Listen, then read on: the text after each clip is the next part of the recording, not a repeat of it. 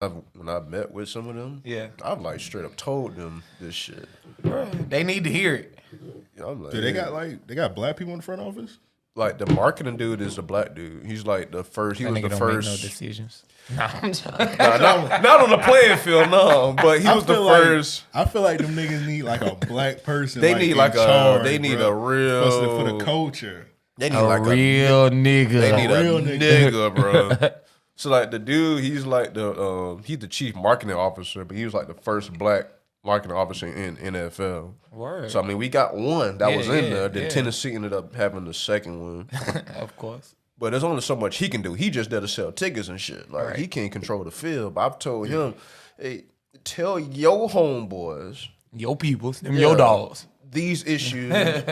Cause I got on about the Duval shit too. It's like, oh yeah, I'm gonna talk to.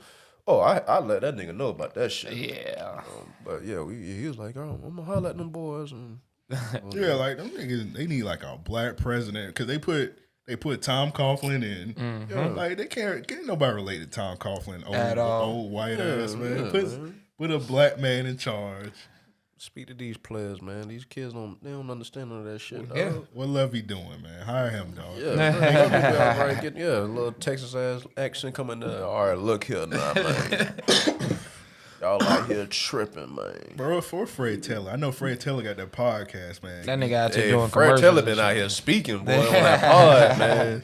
He been speaking on that pod with Brandon Marshall, boy. Oh yeah, He they been doing this podcast stuff. real good. You seen that, Drew? I haven't. That shit I'm is gonna fire. have to check it out. It's fire, yeah. I'm late to the game, but it's fire. They good content. And I then was gonna Fred say, out I mean, there speaking, boy. Yeah, like the combination sounds like it would be good. Yeah, they thought like a couple of like the first time I seen it was it might have been around the George Floyd shit, and they were talking about it was Brandon Marshall and Fred, and I was like, okay, they got Fred telling this bit. That's random, but all right. Yeah. And then I kept seeing other episodes.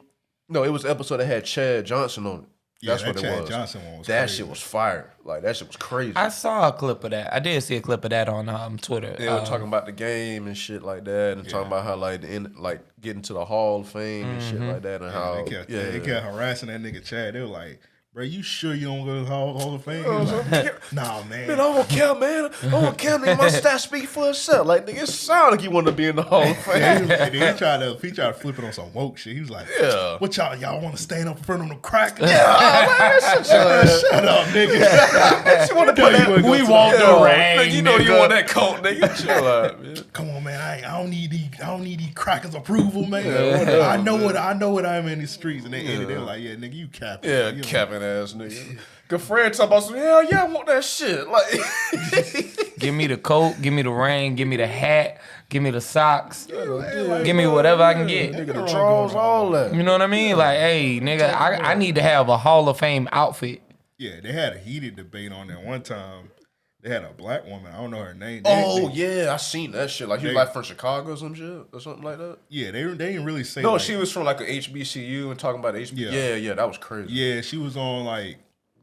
She was arguing, saying that all more black athletes need to go to HBCUs, and like they was arguing on behalf, like, hey, HBCUs ain't the way. Like, if They just- you need to go yeah. to prestigious college, like, Cause they Florida. just HBCUs ain't got the money to Exactly. They don't just have the money. the money, the medical and all that type of shit. And like she was like going ham, like, well, they need to start it here. It's like that is a much taller order than you think it is. It is. Especially in It football. is. Basketball you can get away with a little bit better. Right. Because you either can ball or you can't. But in Yeah. football, I mean, you kind of gotta have that whole ordeal kind of worked out for you. Now, I do feel like there is an argument to be made that, you know, we should have a stronger push for HBCUs. Yeah. But to say that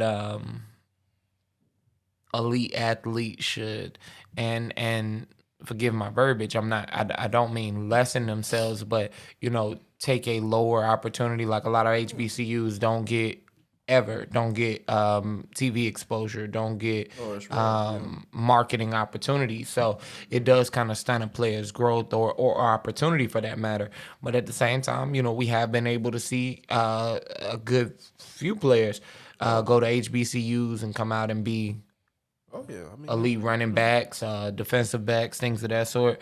But it's yeah, good, but it's tough. It's a whole lot harder from a football perspective than Oh, it is yeah. from basketball. Oh, yeah. Like it's even like you mentioned, like how in basketball they got it, or you either got skill or you don't. you just, In football, you can like constantly train on a lot of different things about your game that could overnight set you apart. Yeah, I mean that's why like when people look at the high school shit, it'd be dudes. You be like, man, how the fuck he going to Florida State? He ain't really hitting on shit. Like they could train that dude, and he end up being a first or second round draft pick in the league. Right. In basketball, if you good at 16, you good at 26. Right. Like Right. It ain't that much difference that's really gonna change.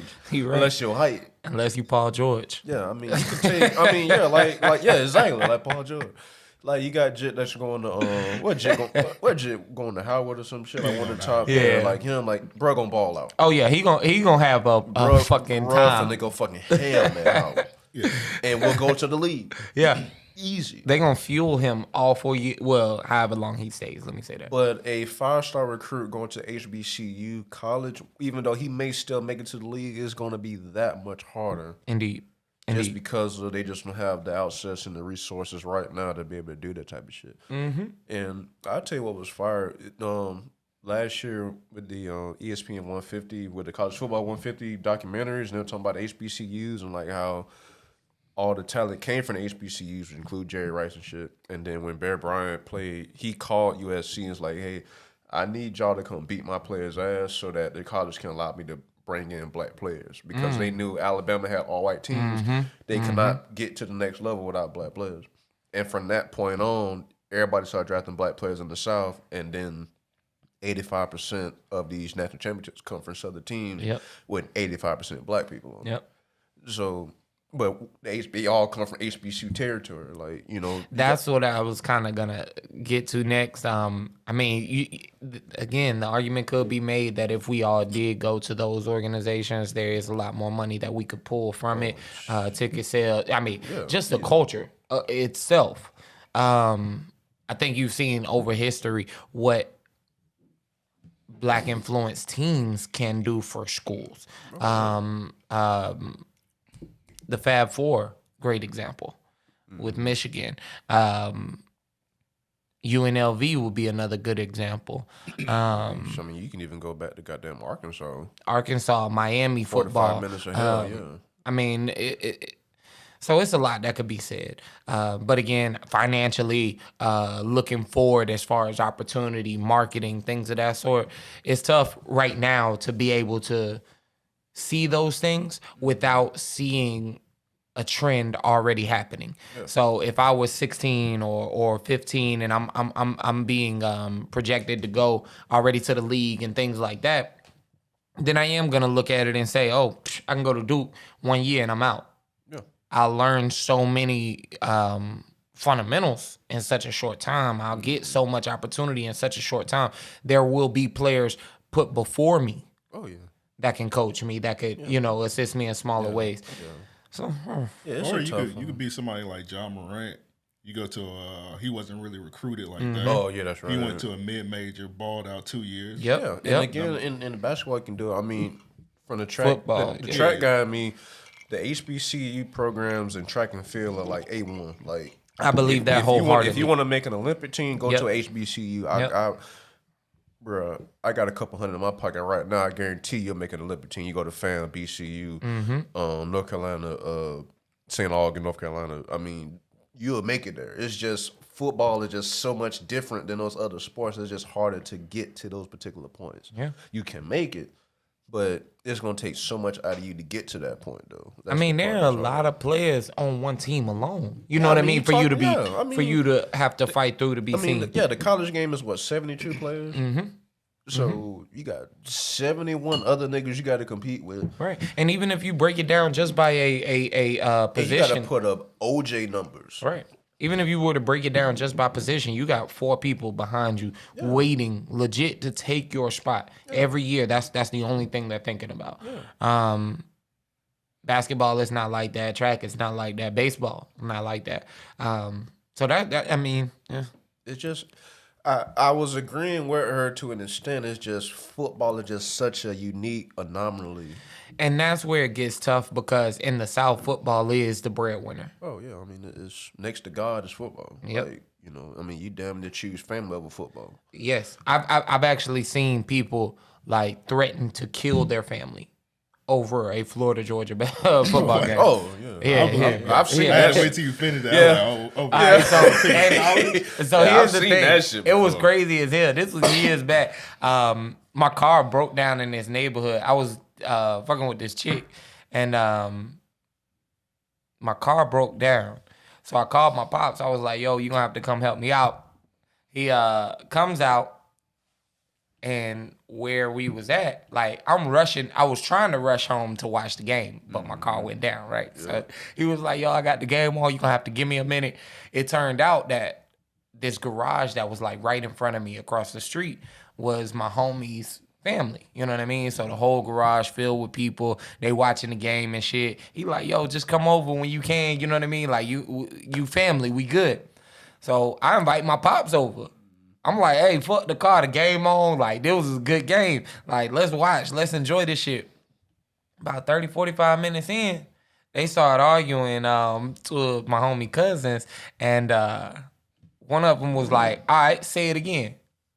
Nigga said whatever he said. He pulled out the gun and was like, "Let's step outside the garage. I don't want to hit nobody else with this shit." No bullshit. That's accurate, bro. Bro, them niggas stepped out front. He was like, "You know what? Before we even get to shooting each other, let's duke it out." Bro, they put both guns on the trunk of a car. Them niggas refereed a fight. Yeah. Right?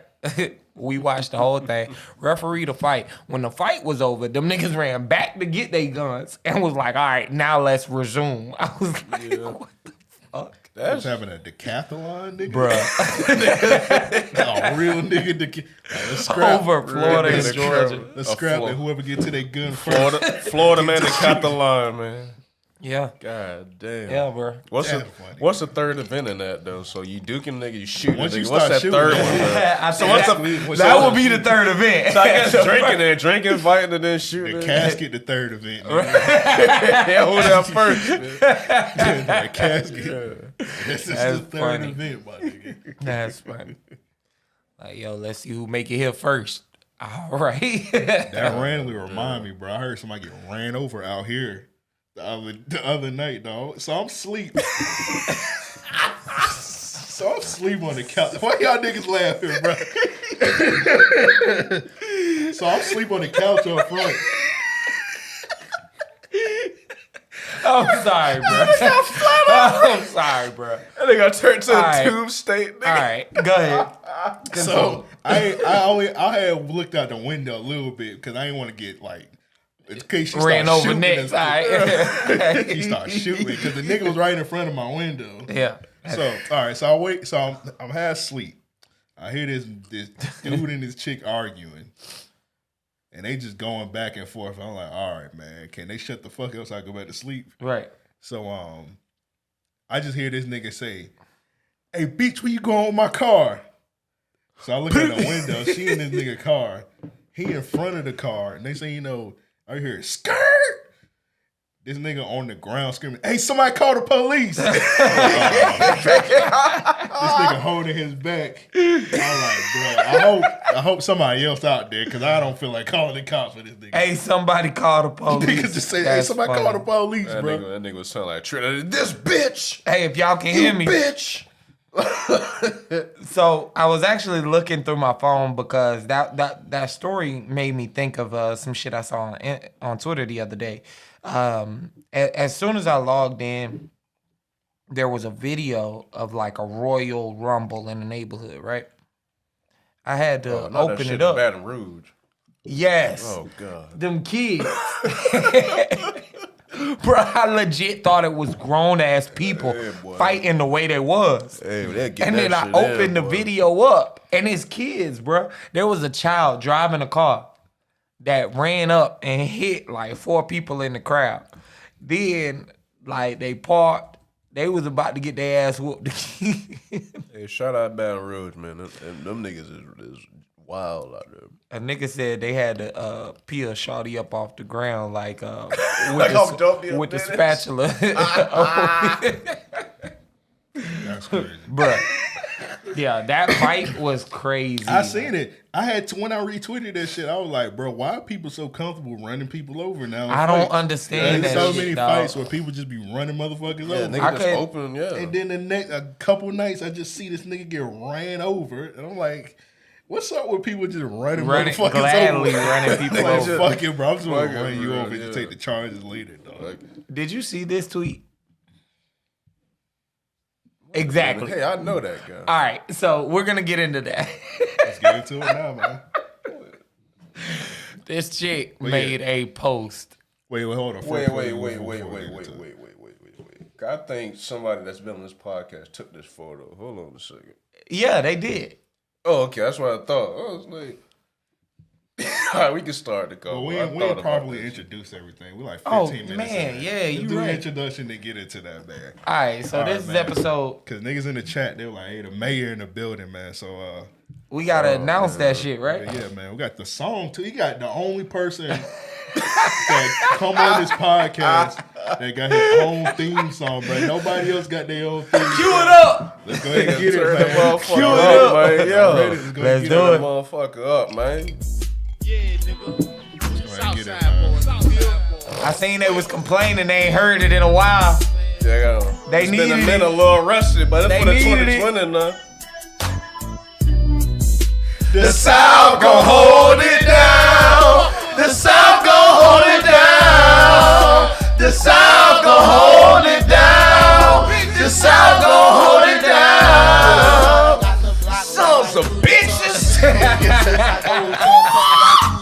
He don't miss that part. son of a bitch. Son of a bitch. I ain't gonna lie, I got a little distracted because I wanted to say motherfucker so bad. Some bitches. Let's get back to this photo, man. What's going on? Oh damn, let me get back to it. All right, so damn, all right, real quick segue because I gotta pull it back up, y'all. I apologize, I got too into the beat. It's a good song, bro. Yeah, classic song, man. I'm telling you, niggas been wanting the song for a while, man. But yeah, it's been a minute. but yeah, Mount finally back on, man. Yeah, I'm back in the flesh. Shout out to the mayor. What you been up to, man? When you gonna officially run, man? Well, you pretty much the mayor, but like, when you gonna make it official tissue, man? You need to do like that nigga from Pritchard, bro. Hey, let these niggas know if you got to, you finna pull up and slap a nigga. Oh no, man! The way they treated that other black mayor, bro. I'm like, no, I'm good, man. But that nigga turned his back on the city, though. So I'm like, fuck that. I might just stay in the streets with it. You know what I'm saying? Yeah, But I can respect it. we'll see. You know, I That, don't that win. man from Pritchard, bro. That nigga ridiculous, dog. That shit, Bro, he the realest. My dog got that clapping cheeks, man. They got that clapping Like, cheeks, for man. real. Kill some niggas, man. That nigga say, "Hey, Quentin a bitch," and So I'm gonna kill that nigga. it ain't my job to stop the police. The gun violence. When he said that, I was like, "Yo, this nigga do not care That's about some real Pritchard." shit, though. That's real shit. Yeah, I man. respect that, dog. Yeah. He being all the way honest with you. Hey, this is the reality of the situation in this town. I think you can put some laws in place for shit like that. But I mean, city hey, ordinances. I mean, depending on. What they got? About 500 people in that town. Yeah, they probably ain't got much. yeah. Got two. I'm pretty corner sure stores. we can drive there and vote for that nigga, and they won't even check our. Yeah, they vote. won't Oh, even not at all, realize. not They at won't all. even. Y'all feel like vote? Shit, they might after we walk out, they might be like, "Well, that nigga won." He just needed 10 votes. Get a nigga some Mayor Jabos on this. Like you just get. That's why I was saying, like, Jacksonville, we need a mayor like that, dog. We need like a mayor that like That's willing to put his hands on somebody. yeah, like a mayor that you can just You like just need like a real like Jacksonville ass mayor. Like, imagine you can like tweet your mayor and he used to be like something happened and let's say like you a double part in Walmart, the mayor be like, "Hey nigga, I seen your bitch ass double part. Don't do that shit again. I'm gonna put a fire out on No, your like bitch ass." like you at Club Onyx and shit, bro. And you talking about some bro? You over here taxing with the drinks, bro. You talking like, oh, I'm on the way. I'm on their ass. Yeah. I'm about to pull up now. Take care of that right now. Shut them down now. That's a problem. That's Yeah. tax money. All right, fellas. So I found where I was at. Now, I'm bringing this up just because I feel like it's an interesting point, and an interesting time to talk about it. This guy tweeted randomly, Black Boy Joy could have been kids in the hood playing basketball or older men. And I don't know if y'all saw it, but like older discussion, it was around January that this was even a topic of discussion. It comes up every few months. Yeah. So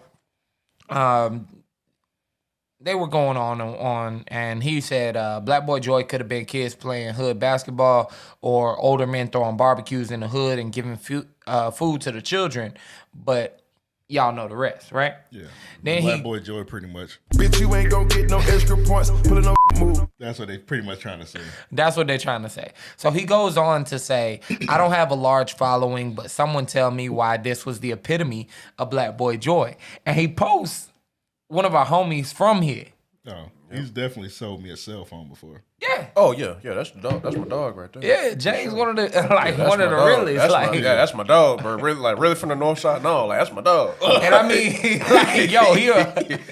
I've never met not one person that didn't respect him. You know what I'm saying? Like, it's a difference to know someone and say, like, yo, I fuck with him, yada, yada. You know what I mean? James is one of them, like, if somebody mess with James, like you up in fire on them, bro. We riding. It's kind of odd. He just randomly used his picture. That's exactly what. And the thing that's even more odd to me, like, James hasn't even been in the States. James has been living in Scotland. It's going on about almost 3 years now, about 2.5 years now. So he's not even like over here, and he really ain't even on social media right at now all. either. Like, you gotta kind of have his number to really get in contact with James. So that was interesting to me. That what I felt like was he used that as an opportunity to basically shit on someone. To shit on him, and then to keep it a buck. James light skin.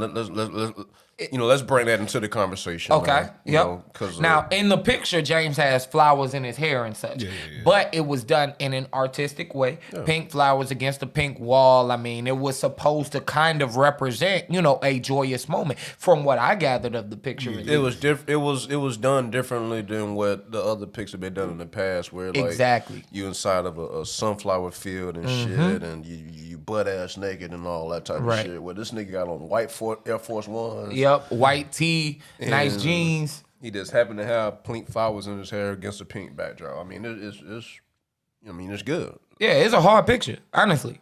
So I just found it so interesting because we all have our own views and opinions about whatever, right? Yeah.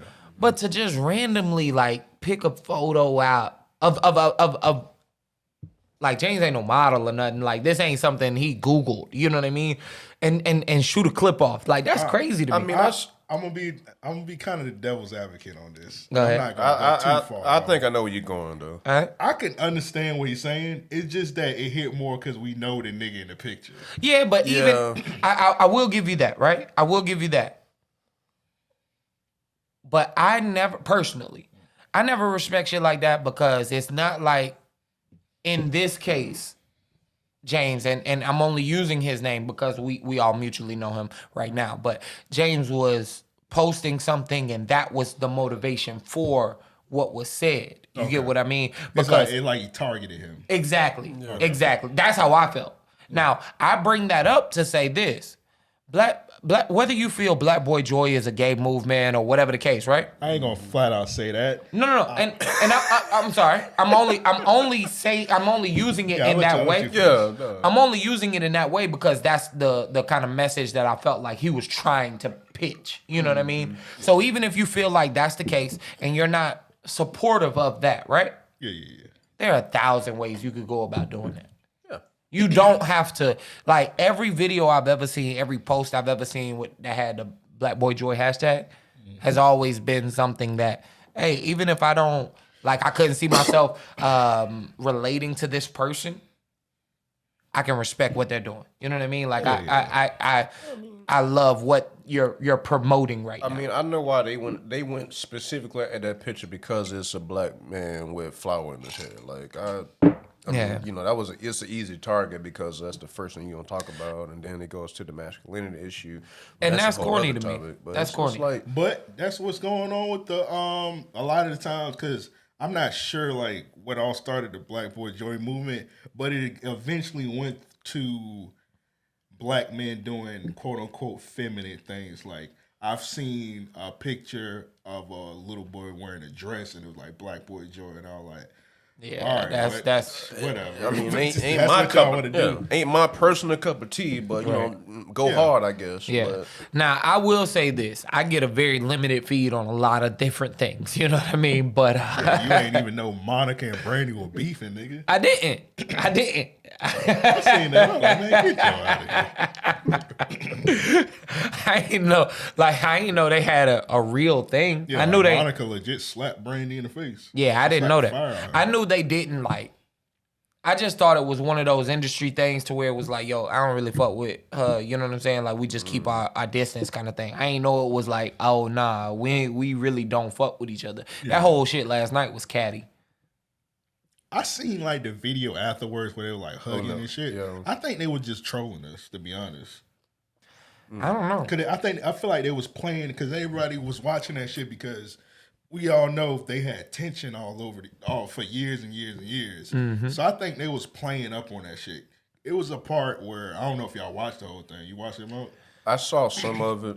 You know, my parents a little bit older, so I didn't grow up necessarily listening to it. But I if I had to pick a side, I was a Monica nigga. You know, to be honest. I feel like all the other niggas.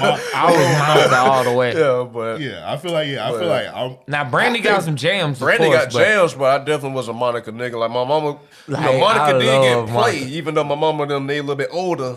I watched it. I yeah. personally think Monica won that shit, but I don't know. According I've been to, I seeing mean, split. Stan list was pretty high on Monica. I think he gave it was like what 10-4 or something. I think Monica won it. Brandy was playing some deep cuts early on, and I was like, "Yo, you're wilding."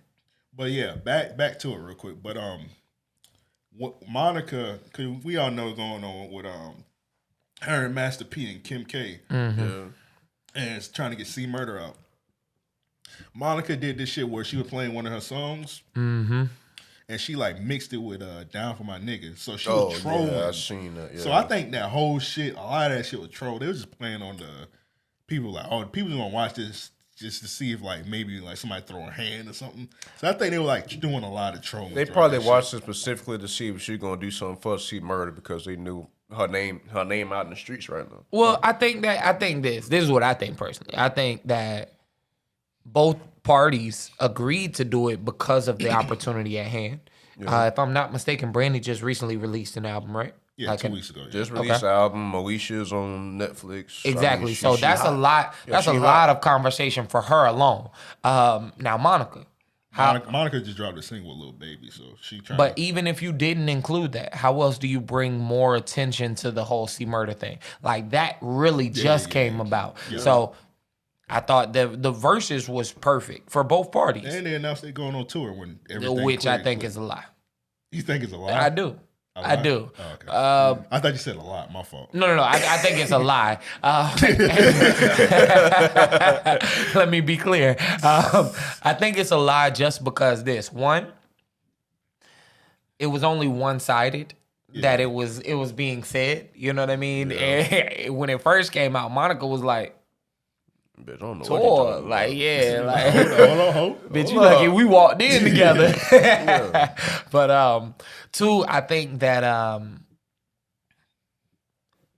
it's too much time passed. Now that tour would do numbers though. Yeah, it would do crazy numbers. I feel like Monica would be dumb to can't like. But if any one thing happened on it, the tour goes down. We saw what happened with the Millennium Tour and shit like that. That's another thing. That's a good point. That's what I was about to bring up. Going on tour with somebody is another thing, dog. Like, especially if you're already not on the best of terms with that. You're gonna be missing your family. Then you gotta see her ass that you've been beefing for years. Exactly. It could be small little shit. You know what I mean? Like, who left the toilet seat up? You know what I mean? Like, who left the toilet? Like, bitch, I don't leave the toilet. I don't use the toilet seat up. You know what I mean? Like, hey, shit. Your peoples do. So it's small shit. But they saying no guns getting pulled out. That's it. Well, from Monica yeah. I was gonna say Monica is pulling all guns out. I think that it was interesting to see for sure.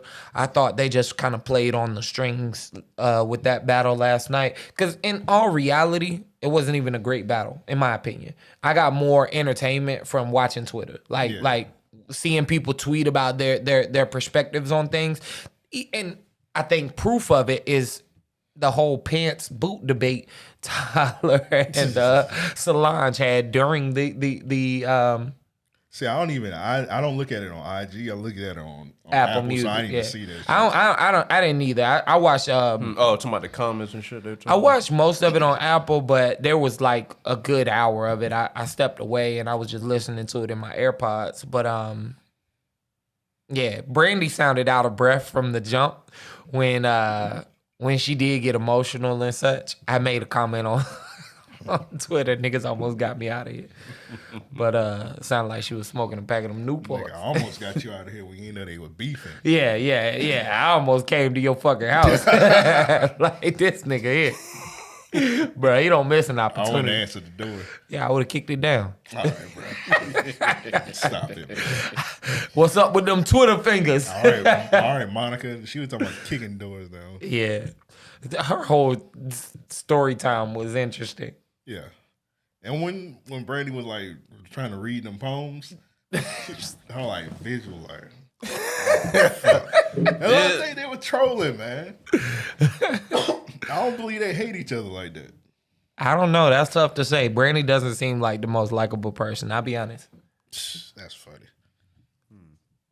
You telling the truth though. I'm just being honest. Like, it was funny to me to see how hard Ray J was going for Brandy and no one else. Like there was no one else. Yeah, there was nobody on Monica's side, I guess. Yeah.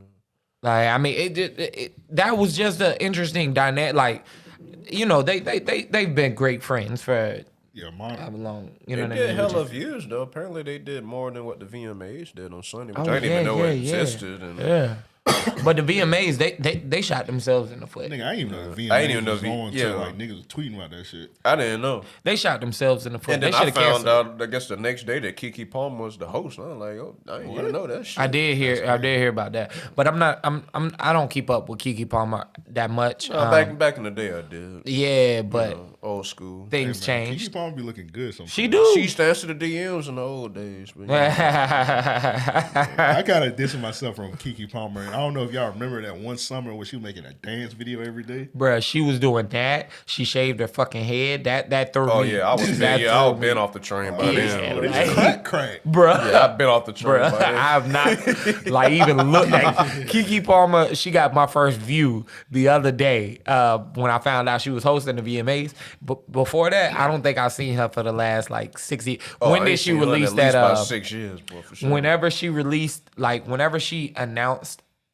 she had a movie that was coming out that she was gonna be a little different or whatever, and she ended up being gay. The dyke pimp, the lesbian pimp. Yeah, get her the fuck out of here. I love that movie. He was on Quan Fix while watching that shit. Yeah, I believe back to back. he was probably the one requested it. Yeah, I know he Quan, was. put this on. I'm begging you. Please. Hey, Right, shout nigga out, went in the James Shout Brown out to bag. Quan. And today is birthday. yeah, today Quan's birthday. Shout out Oh, Quan. shout out Finish Quan. plug button, man. Oh, matter of fact, real quick, while we on the topic, my little sister's birthday is today. Hey, all So right, I want to back give it up. a quick shout out to her. Shout out Angel, you know. Oh, she turned. She turned 15 today. Yeah, for sure. Now, I want to give my real nigga of the week early Okay. to my pops. Check this out. My pops drove from Pensacola. He got stationed out there during the Navy. So while he's in the Navy, so he'll be out. He just recently got stationed there. So it's been a odd transition for them. Me coming back to Jax was like right on time and shit, right? So my pops drove 6 hours up to Jax this morning just to tell her happy birthday and drove right back to Pensacola. He was hauling ass out of Yeah, he was out of that bitch, boy. That nigga hit the road. Get out this hellhole. God. I had talked to him last night, and he was like, "Yo, I'm on the road, man. Hey, I'm gonna hit you back." That nigga hit that bit at midnight. He know wasn't nobody on the streets by then. I'm Was it telling surprise? you, yeah, shit. He surprised the hell out of me. My mom told me that shit. She Like she was at the crib. Like he put up at the crib. Or? yeah, before she went to school this morning. So Oh, yeah, I mean, like. That's dope. That's Yeah, like fire. that's Yeah, that that's real nigga man. So yeah, real nigga of the week goes out to my pops. Big shout out to my little sister. I love her to death. I got her nails done yesterday. Man, that was a great experience. You know what I mean? Just being able to get out with her and shit. Celebrate the small things, especially during these odd times. You know. It's going to get more expensive soon. I tell you what. Luckily, she is a very like simple person. I was like, yo, you hungry? Not really. Nigga, I bought my sister a car this year, nigga. God. It gets expensive. God damn. It gets expensive, nigga. Hey, You gotta start saving up, nigga. I ain't gonna lie. Now that I bought that Cadillac, I was thinking about putting a new engine in the Chevy and giving it to my younger brother. But I don't know, man. That nigga got he got a ticket for doing over 100 miles an hour Hell no. Well, that's typical for a young nigga. on Southside Boulevard. Oh, never mind. At what time of day? Bruh, it was like 3:00. Nigga, I used to do How 100. the fuck? I used to do- How he was able to find that much room? How are you doing 100? You can't do 100 on nowhere on the south side, so he's tripping.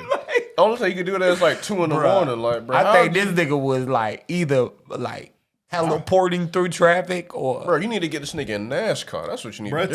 tell him if you want to tell him to come up the airport road. right. Tell him, right. tell him to take him on You airport can road. ride Bro, you can Duval do- back and forth. You up can and hit that shit all you want to, but you can get. Tell him to go airport road 2:00 in the morning. He go as fast as you want to go. Man, my mama Bro, told you me can that put shit. 160 on the dash down there. I called that nigga immediately. What the fuck is wrong with you? Damn. Oh no, bro. This to do 100 on Southside Boulevard, damn near rush hour, bro. I mean, I gotta give him this nigga his props. Dog. Like, Dog. He got God, pulled nigga, over. Gordon, nigga. He got pulled over on Southside in That Atlanta. race car If jacket that got don't about say 20 something, fucking patches signed out to Tony Stewart. Nigga. Damn. That nigga was tripping. That nigga was tell you sliding, what, boy. bro. That shit had me scared, Actually, bro. that nigga need a whooping, bro. Like, bruh, Bring seriously. back the belt for this nigga. Dog. He made me too old, Dog, but I bring back went the off. belt. When this my mama nigga told was me that going- shit, I went crazy. She was like, Joe, you gotta chill, man. Like, this ain't I even don't your even know how to son. explain. Like, if you're in Miami, this is like Biscayne Boulevard at like 5 p.m. Like, You can't, there's no, bro, it I is spent physically 30 no minutes way to hit 100 miles an hour on on Southside. this Yeah, street. yeah, I don't get it. I don't know how he did it, bro. I never seen that shit without traffic, even at night. I mean, I kidnapped someone on Southside and couldn't do 100. Yeah, I mean, I'm lucky to get 80 on that motherfucker. Like, I've never been able to hit three stacks on that. Nah. Jeez. I'd be scared to speed on the south side. Boy. Yeah, I don't do it over there at all. I only did it one time just to get home, but Yeah, nah, I don't fuck with speeding at all no more. I had a good few years of that when I got my license, and goddamn, bro. Nigga, I think I got a speeding ticket like 2 years ago, and it just pissed me off so much I just stopped speeding. Cause it's like a stupid. Y'all ever got like a ticket? I don't even fuck with shit like this. I'm just chill. How y'all ever got a ticket where like you really didn't want to leave the house? Yeah, Like I didn't want to leave the house. I was I like, got a bro, seatbelt ticket one time. I That just- shit put me in a depressive I just state. left the house. I was like, bro, I do not want to leave the house. Well, fuck it. Let me just do this shit real quick. Yeah. I'm coming back home. Like, you know you was doing 80 in the construction zone. Like, bro, I ain't see no hard hats, nigga. I'm talking about construction zone. Like, nigga, I thought I was doing 60. He's like, nah, you doing 80 in the construction zone. Yeah, hey, you should have took that nigga to court. Slapped me with a $130 tip, man. I'm like, man, I knew I should have stayed my ass home. My mama real as fuck, bro. When she told me my younger brother had the 100 mile an hour speeding ticket, she was like, I'm thinking about telling him to take that shit to trial. I was like, hey, it might revoke that nigga license if he get before a judge. Is it your brother that say he worked at Wendy's? He got 'Cause he- baconated? Yeah. Don't say, don't take him. They gonna get that nigga the electric chair. That nigga that death penalty. Bro, that nigga is a fool. One day I'm gonna just bring him over, bro, because he told Hold on, the judge gonna be like, what made you speed so fast? He's like, Raise hell, praise down. I was watching Fast and Furious last night, and I love Vin Diesel. I'm like, all right. Cut your ass. Death penalty. he worked for Chick-fil-A now. And y'all country, you know that boy said raise hell, praise down. Bro. Yeah. You already know. Sam Wildin, man. He said I was driving on the sidewalk trying to get around traffic. 12 yoked my ass up. He got that's it. $180 fine. I expect you to get more than that. They should have put that nigga under the jail. It's funny because I follow that nigga Sam on Snapchat. He be doing that shit every day. Bruh, Sam be wilding on Snapchat. I ain't seen Sam in a minute, but yeah, that's funny. That nigga be hopping though. That nigga be hopping all kind of sidewalks. That's crazy, man. Y'all be careful on the fucking road. Look what the chat say. Well, shout out to Joe King Joseph. He said, I see the mayor of Jacksonville in the building. Yeah, before you came in, Joseph, we're trying to talk Malcolm to actually running, man. Yeah. It might keep happening towards the end of the show. We'll see what happens. For sure. Gotta make Jordy a running mate, man. Yeah, for real. You already know. What the fuck was that sound? You got a Motorola, nigga? Yeah, Bro, I thought a train was coming, nigga. I was finna say duck. That bitch sound crazy, bro. All right, so that email, that was an email for a listener question. So let's go ahead and get a listener question. That was a sign from God right there. Damn, so, divine right. All right, so that question was actually from Jamal Shakur. Let me hold and pull this bad boy up. That been pretty long. That been pretty long, bro. I've been drinking this George Clooney. Oh shit! God, you know what? I can use it. If I ain't gonna cap, boy. I can see that bit from the side. That's a whole book over there. Hey, look, I just got my exam done. Them a lot of words. Hey, man, we appreciate you, Jamal, but goddamn, hey, nigga, be more concise. Hey, bro, the drink flowing, bro. Damn. All right, send us emails. Email us at mail@ariopodcast.com. Damn, Jamal. Mail. Bro, hold up, bro. Hey, bro, Jamal, bro, I had 4 drinks before I came over here, bro. Like, I had surgery this morning, goddamn it. I ain't reading shit.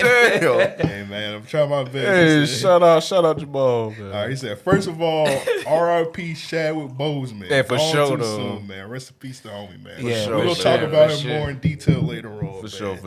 All right, we lost a great one and a real-life superhero. Amazing how he worked his ass off and delivered a great performance on a big screen while being diagnosed with cancer and having to go through chemo. Black Panther showing up in the Civil War was a moment, and then him getting his own movie was a special time for Black Marvel fans, and especially to Black kids that got to see a superhero that looked like them. My question is, with Chadwick's passing, do you think they should recast the new T'Challa as the Black Panther, or do they should do Shuri? It was Shuri, right? Yeah, Shuri. Yeah. Yeah, you gotta excuse me, man. I ain't a big comic book guy like that. Shuri take over like in the comics. Yeah, I'm not sure if all of you guys are in the comics like that, but I remember you guys saying Devin is. So this question is mainly for him. So Devin ain't here, man. No, I got this. I was gonna say Malk is definitely. I get a lot of good knowledge from Malk. So yeah, no, I got this shit. Also, with Tony dying in Endgame, do you think they should introduce Ironheart in the MCU? Well, she's the black girl that becomes the Iron Man next in the comics. So yeah, all right. So that's the question from Jamal. I'm gonna go with that second one first to get that out the way. I think it's still too early to get Ironheart in there.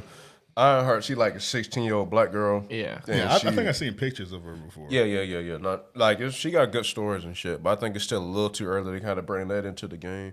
But as far as like the T'Challa situation, I personally say just go ahead and bring Shuri into the game now, because the way how the Black Panther mantle works in the comic books, she already becomes Black Panther when T'Challa already dies.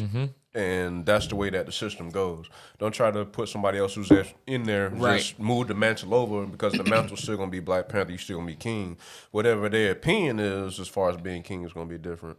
But don't try to hold on to that, because you can't make that T'Challa no more. Like that's Right. just like whatever his stance and shit on. Like like that's how he ride. Like, I really pray that they got that second film done. Nah. no, they just started like writing them and starting like minimal production on it. I've been meaning to go back and kind of check up on it, but like I say, today I had a lot going in. Preparation up to this point has taken my focus, but I definitely think it would be impossible to put anyone in Chadwick's place. I'm gonna be honest. I don't think nobody will even take the role unless somebody just like thirsty for it. That's I mean, a lot of people not going to be. do it. That's what it would have to be. I mean, that's the reality of the situation. But as far as to the question, I would say this going to put Shuri in it because you was already alerting that Shuri is going to eventually move up to this spot.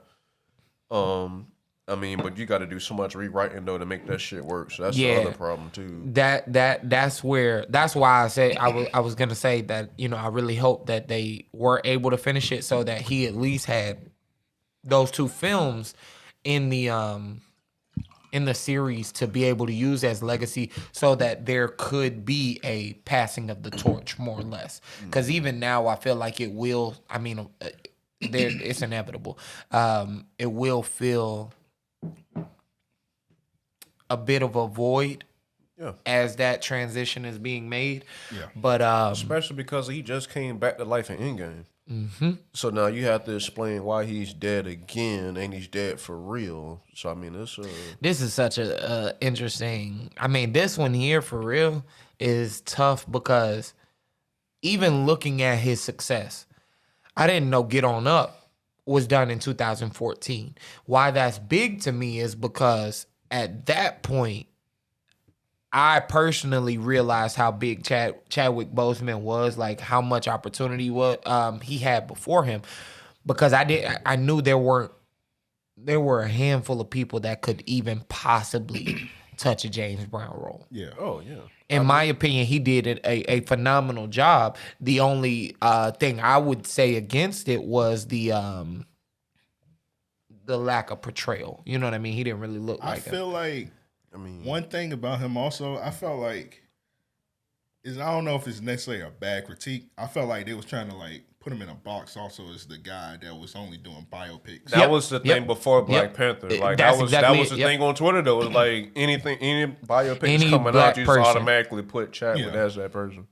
Yeah, because I seen like niggas was making jokes. They were like, "Oh, Gucci Man biopic coming soon." Yeah, with Chadwick. Yeah, like I remember this shit.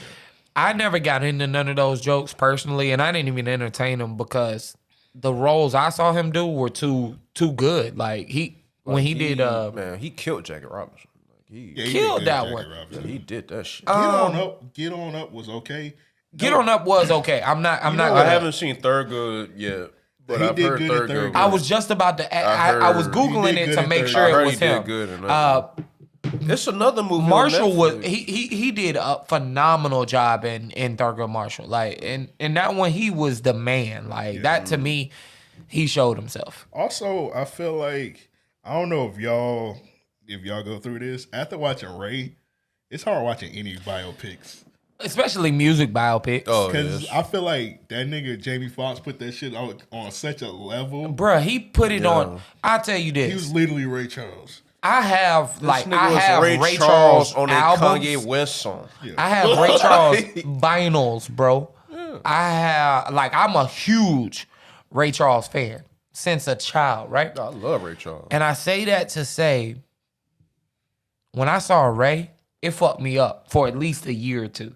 Because I would watch the movie and legit have to remind myself that ain't Ray. You ever heard the story of Ray Charles' daughter came on set and was talking with Jamie Foxx, and Jamie Foxx was like stealing like the Ray Charles character. Yep. And she was talking to him while he was in character, and she like broke down crying. I could believe that. It felt like she was talking to her dad. I could believe that because during that film, I remember hearing that he would do that in a lot of places. Actually, he would go somewhere, he might sit down and play the keys and start singing or whatever. Or he would go and act like he was blind and like talk to people so he could kind of get a feel.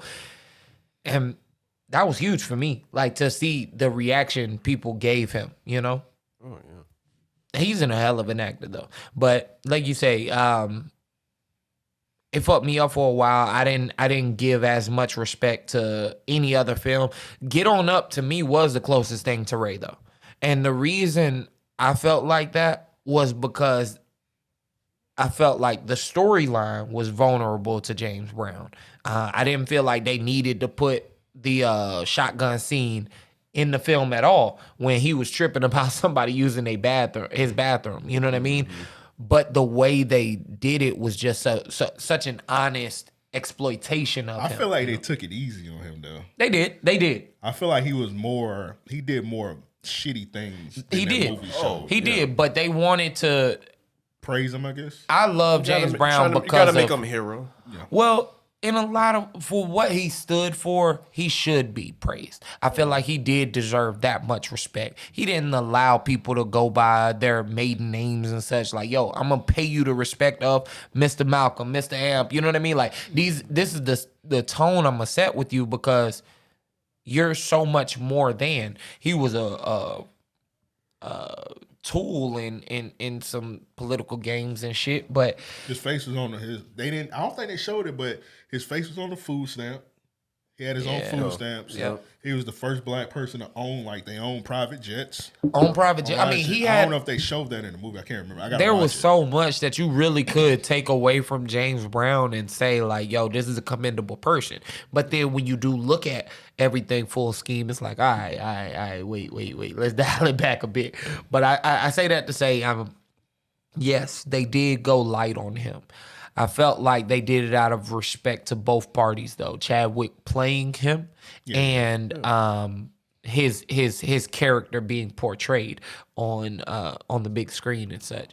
Because at the end of the day, it wouldn't have done us any justice as well, just to see and relive a lot of those James Brown moments. Some of the Ray Charles shit in the movie even was tough to rewatch. Like I don't watch that. That is my favorite musical movie like ever.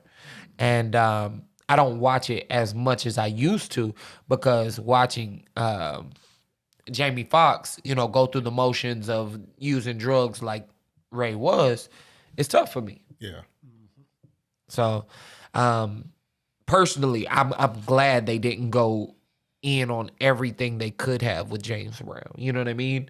Yeah. But at the same time, there is a deeper story that could have and should have been told. Because I'm shocked they even did the scene because before I seen Get On Up, I knew about James Brown, but I didn't know like everything. I knew Ray Charles' story, but right. I didn't know James Brown's story like that. So when they showed the scene when he was abusing his wife, I was like, I didn't know that. That was crazy. And then I read up, but then it's some stuff that like some badass shit that they could have put in the movie, like this. I don't know if y'all have heard the story.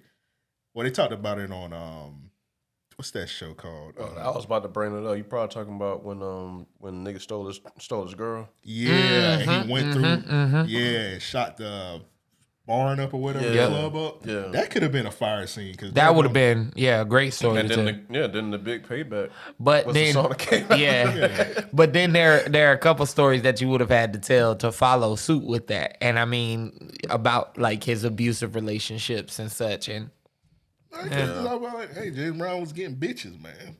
I mean, he was. Yeah, I mean, he was getting bitches. They did not tell that story at all. Actually, for a nigga no, they didn't like. Well, from the movie, he just pretty much has had one wife. But right? James Brown was getting it in, or looking like barbecue chicken and all that type of shit. Yeah, he definitely was. They ain't mention that part too much. I don't think. But I mean, but again. That's funny. Bro, I need to be looking like straight chicken, man. That should be crazy. Oh man. But to get back to chat with a little bit, I know we're gonna talk about it a little bit later, but I think for what he was given, he always did a good job with those, and with to go back to the Black Panther part. Growing up reading Black Panther comics, I mean, he was the closest as far as like portraying up to T'Challa that I think you could ever get. Now I know Wesley wanted to do one back in the 90s, and Wesley might have got close too, but I think Wesley is an amazing actor. And Wesley probably is the only other person that could do it. Anyway. I think his would have even been like a 90s version of it, though. Exactly, you know what I mean? Like, I don't think it would have been it as... wasn't have been... There's no. It's just like with the Batman situation, right? Like, so I like Affleck playing Batman, but he's a better Bruce Wayne than Batman to me. But I do like him as a Batman. Mm-hmm. But Christian Bale is a better. Which one is the? Well, he's a better Batman than he is a Bruce Wayne.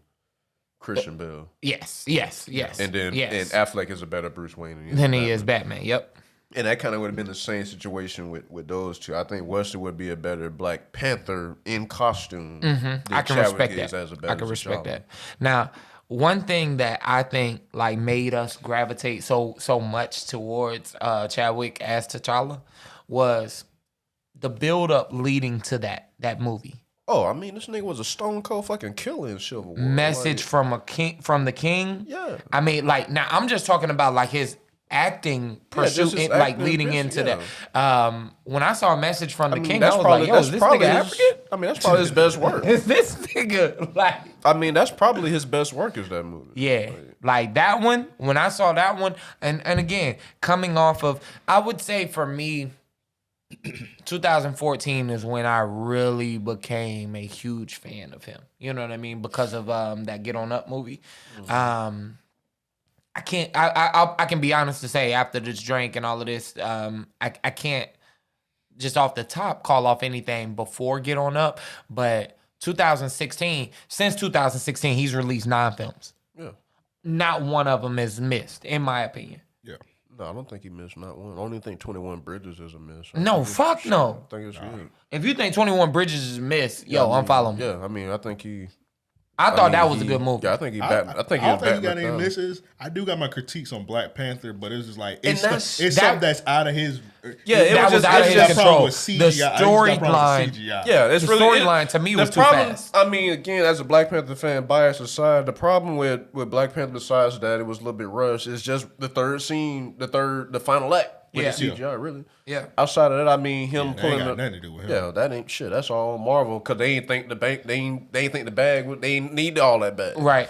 And now, after how much money they made, unfortunately, you know what happened that he's not here to take the bag, but now they just want to give them the whole fucking bag. Yeah. Like, I mean, this one's the tough one. Yeah, it stung. It stung. Like it hit like earlier this year, like with Kobe too. Like I'm gonna keep it a buck. Like Now, here's the like, thing. It fucked me up. If you're out here talking about, you know, how people were making those old jokes, not knowing Chadwick's circumstance, Oh yeah, chill I ain't the even fuck out. see that shit. I'm be honest, I didn't see none of that. I didn't see none of that I've shit. seen it bro. too much. I And never saw I had it. to like I've taken the last 2-3 days off Twitter to where I'm limiting what I'm talking about. Like, you know people how was much talking I'm. about like during like I didn't mean to cut you off. Like No, All you Star good. Weekend in Charlotte, like how he was looking bad. Like I didn't see that at all. Like the only stuff I seen was like. He's like, man, you tired? You could tell he tired of doing that Wakanda shit because he kept having to do that the whole time. I never heard anything about his condition, and he didn't look necessarily bad. Now I'll be honest to say When I this. seen him, I'm No, cutting go you ahead. off. No, When I seen I'm talking. So. when I seen him, I was. What you hitting, man? Get When on. I see No, man. when I see him dressed in that black Read the room, nigga. panther, Read the room, nigga. When I seen him, I was like, bro, he probably just was losing some weight from a scene or some shit like that. that's what I thought, and that's now I'll White say actors that. do that all the time. Like Not even just that. 50 Cent. 50, come on, bro, that shit was some made straight to crackle shit, nigga. But straight to look iPhone shit, at how that much of a difference he had. You know what I mean? Most famous one was when Christian Bale lost that weight for the Christian Bale and Ben Affleck have done it to where it looked sickly. It looked sickly. Why does when a black person do it, they gotta be on crack, nigga? Yeah. Now that's I true. I don't know about all of that, and I don't know my timeline, man. 2 years ago, I could have made a joke like that. You know what I'm saying? But I was under That's that true. same thought process in the sense, this man being his profession, oftentimes Yeah. Yeah, I mean, he's a causes method for actor. you to lose and gain weight and such. You know what I mean? Yeah, he's a method So, actor. you know, I think that we make those jokes harmlessly in the moment, right? But today, I'm seeing people scouring timelines to find shit like that and bring it up and be like, "Oh, you're such a disgusting Oh, person." this you. Yeah, and it's like, yo, that's corny as fuck. That's corny as fuck. All right, I think the jokes are corny, but I'm not gonna condemn them people. I just hope they learn a lesson. I I hope both parties learn their lesson. So for myself, this was an eye-opening experience to be able to see, just how everyone's dealing with it. Like I say, I can't remember if I made a joke or not. And I'm not finna Google it to see, But if I did, I'm hoping that moving forward from today, I'm a little more knowledgeable to the fact that, hey, it might be more than just a job. Like, I got a high tolerance for pain, right? If I told everyone today what I went through this morning, you know what I'm saying? It would be like, yo, what are you doing? Why are you here?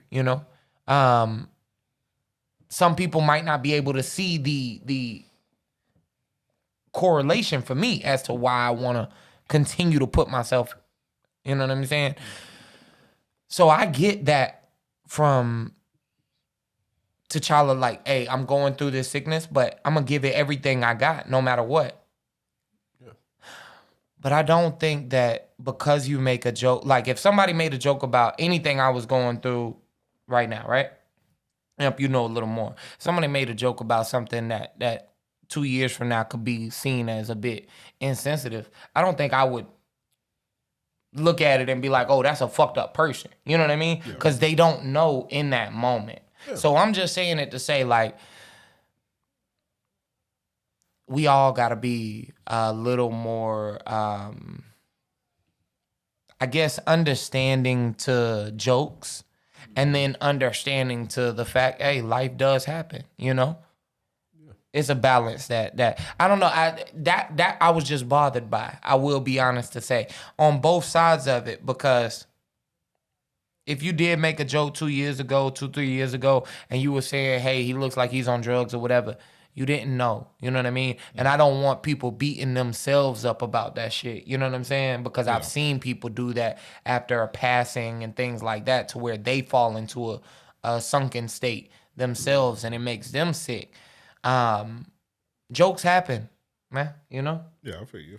But at the same time, I'm not saying, hey, let's just shoot them off. You know what I mean?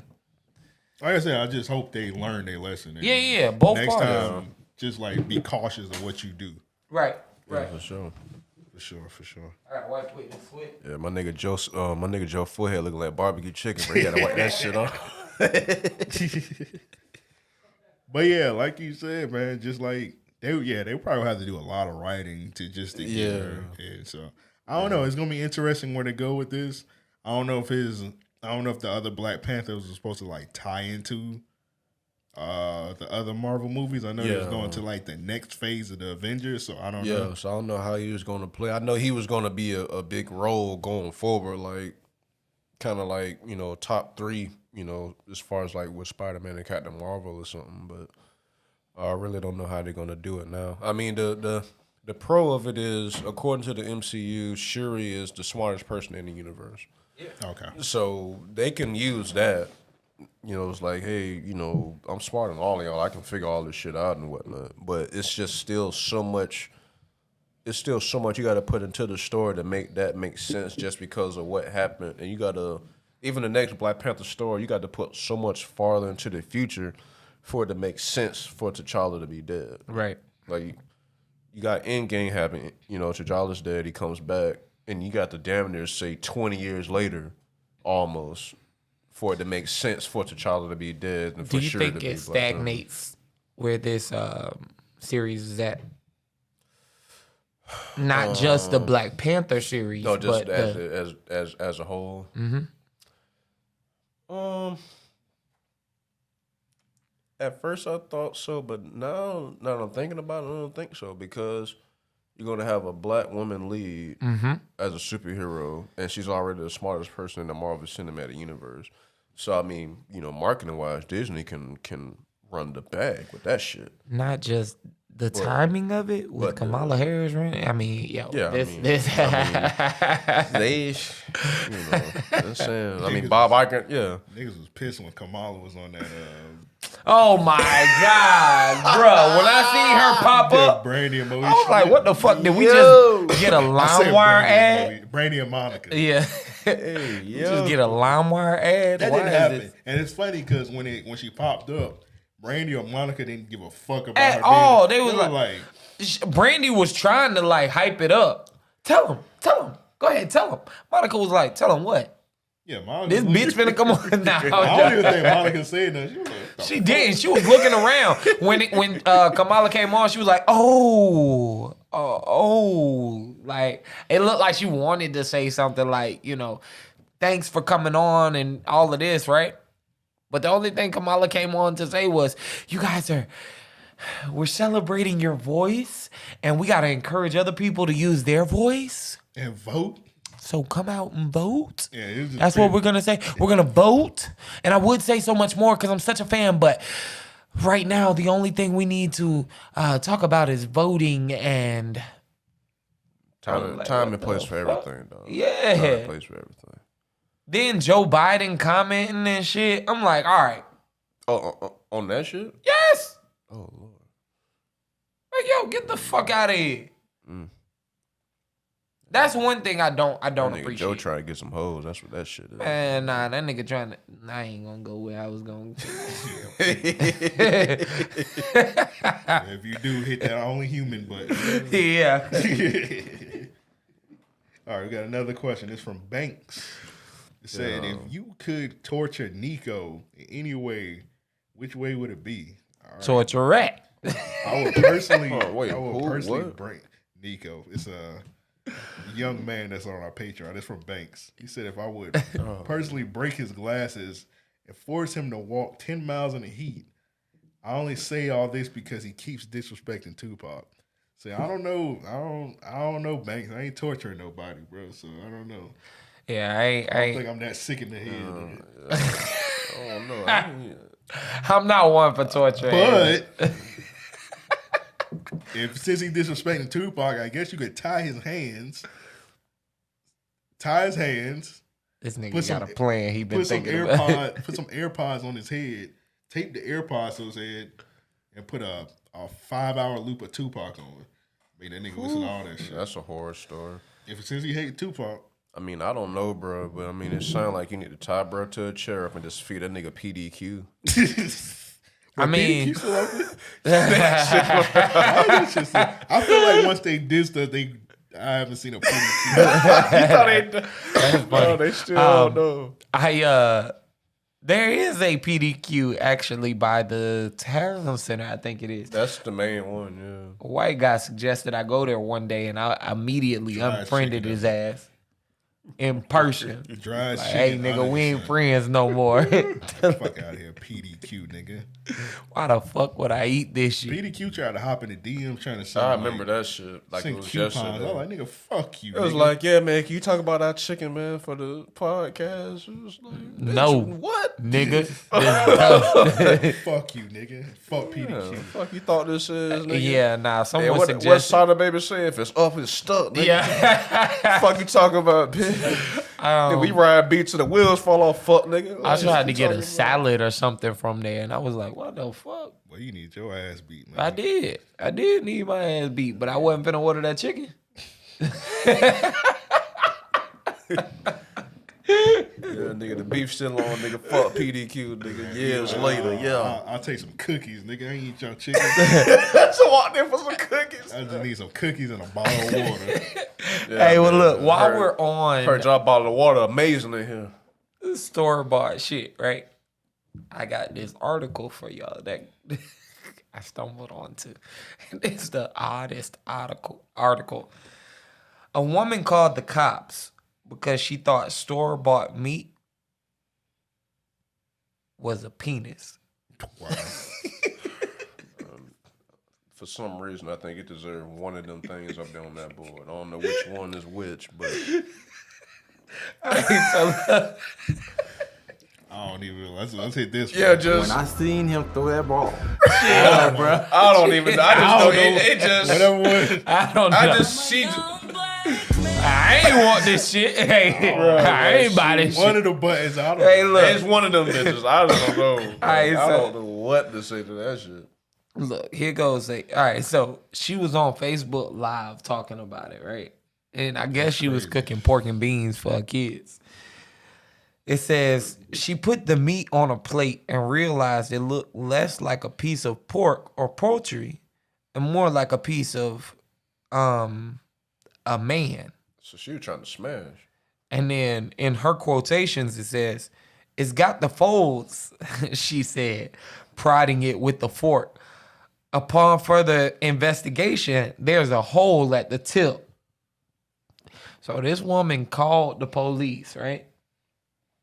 They dumbasses believed it was a penis. So police actually came for that shit? And bagged up. She bought this shit from Save-A-Lot. That sounds like Save-A-Lot meat. Exactly. She should have told the officers that. Bro, that was eating the big boy steaks. That was definitely Save-A-Lot. If I'm not mistaken, she had bought like let me see if I can find it. It was like smoked turkey tails, what it said on the package, but it was smoked like pork, basically. So they I guess she was making like pork and beans or some shit. The police bagged it all up and they took it. That's crazy. Shawty was on Facebook Live giving play-by-play. She was like, she was telling them, I called the police because I examined it and it is what it is, right?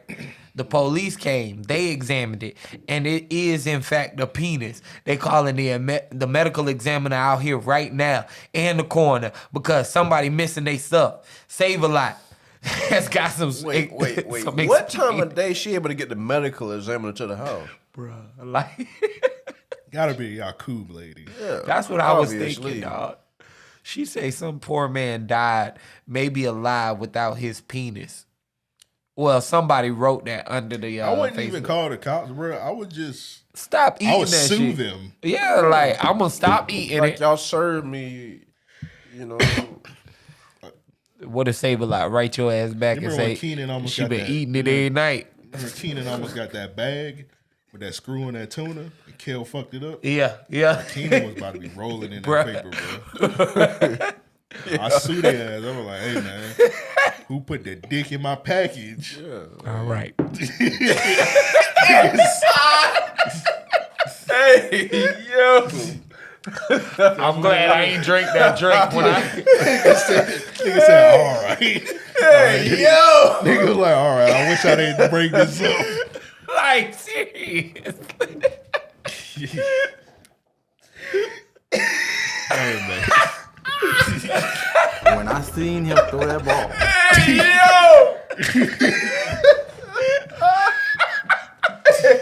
I wasn't expecting that. I was about to sip the liquor, and as soon as I put the cup up, I'm trying to let it slide, bro. wait. I'm trying to let it slide. Nigga said, whoa. Whoa. Whoa. Hey, hold up. Hold your horses, man. Wait a second, Jack. Oh, shit. Oh man, that That's was what, trash. I don't know if y'all know who Lord Balvin is, but he, Yeah. All right, I went on one of his like Twitch streams the other day.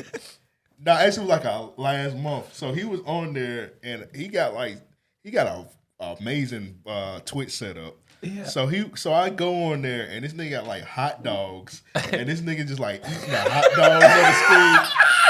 I just commented. Yeah.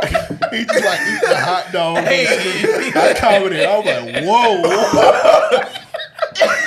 And the whole chat just started dying laughing. I was like, whoa. I left that bitch. I was like, whoa. it's raining hot dog. Nigga, All right, This nigga was just like eating computerized hot dogs. that's crazy. Whoa. Like, what That's the crazy. fuck did I click on, sir? Dog. I would have clicked out. I just commented, That's whoa. funny. Dude, Dog out there living vicious, man. Like, jeez. Hey man, so you actually segue into all my topics tonight. There was a dude that tried to do a sleep stream, right? Sleep stream. On Twitch? Yeah. Hey, them some of them niggas be making money on them Twitch streams. Well, It was one dude, his name is what's his name? Troy Dan. He did a 24-hour like stream. I think it was 24 hours or something. He did a sleep stream and he had his super chat on, bro. They were dropping all kind of bread in that nigga super So you chat. got to explain to me how this works. So, like, the nigga sleep and people watch him sleep? Yeah, you just do it like this. How we got the setup. You just put the camera to your bed. Yep. And just go in. Go to bed, bruh, and let them niggas watch you from there, right? Well, the funny thing about it was people were in the comments. I guess someone hacked his computer or some shit. They were in the comments ordering shit off his Alexa. That's funny. Order an iPhone 11 Alexa, make clapping noises. Oh, that's funny. Because you know, when you have your super chat on, you can like make it say what you like. You put a message in and it'll do it. Oh, got you. So he should have turned that off. He definitely should have, because it's about to get really. All right, so right now he's laying in the bed. Play Twist by Paul. He's dealing with all of this shit. Like he handled it really well. Alexa, order a 12-ounce container of lubricant.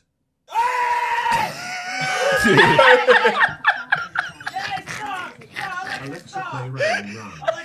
And it's gonna do it too. Bruh, he must have gotten in trouble for some shit a while ago. That nigga jumped out of the bed. That nigga was like, hey, stop. He gotta explain it to his wife. Right.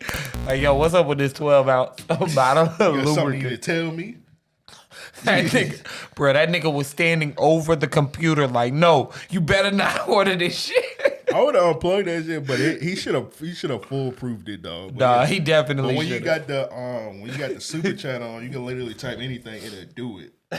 That's crazy. Yeah, it'll do it. Like I've watched Troy there and shit before, and then he'll be watching a stream, and it'll be like, Derrick Rose just got traded to the Lakers. And he'll be like, oh shit, we got Derrick Rose. He done turn this shit off, and they've been lying. That's funny.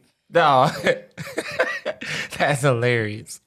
I'll never give y'all niggas the opportunity. Yeah, they get them niggas too much power. Oh man. All right, got one more question, man. We got a voicemail. So this question is from Aaron. He said, what's the most drunk y'all ever been? The most drunk I've ever I told been. my story, man. I don't It had know. to I got have a been. good story. I do got one good story. I think I was drinking high, but I just use it.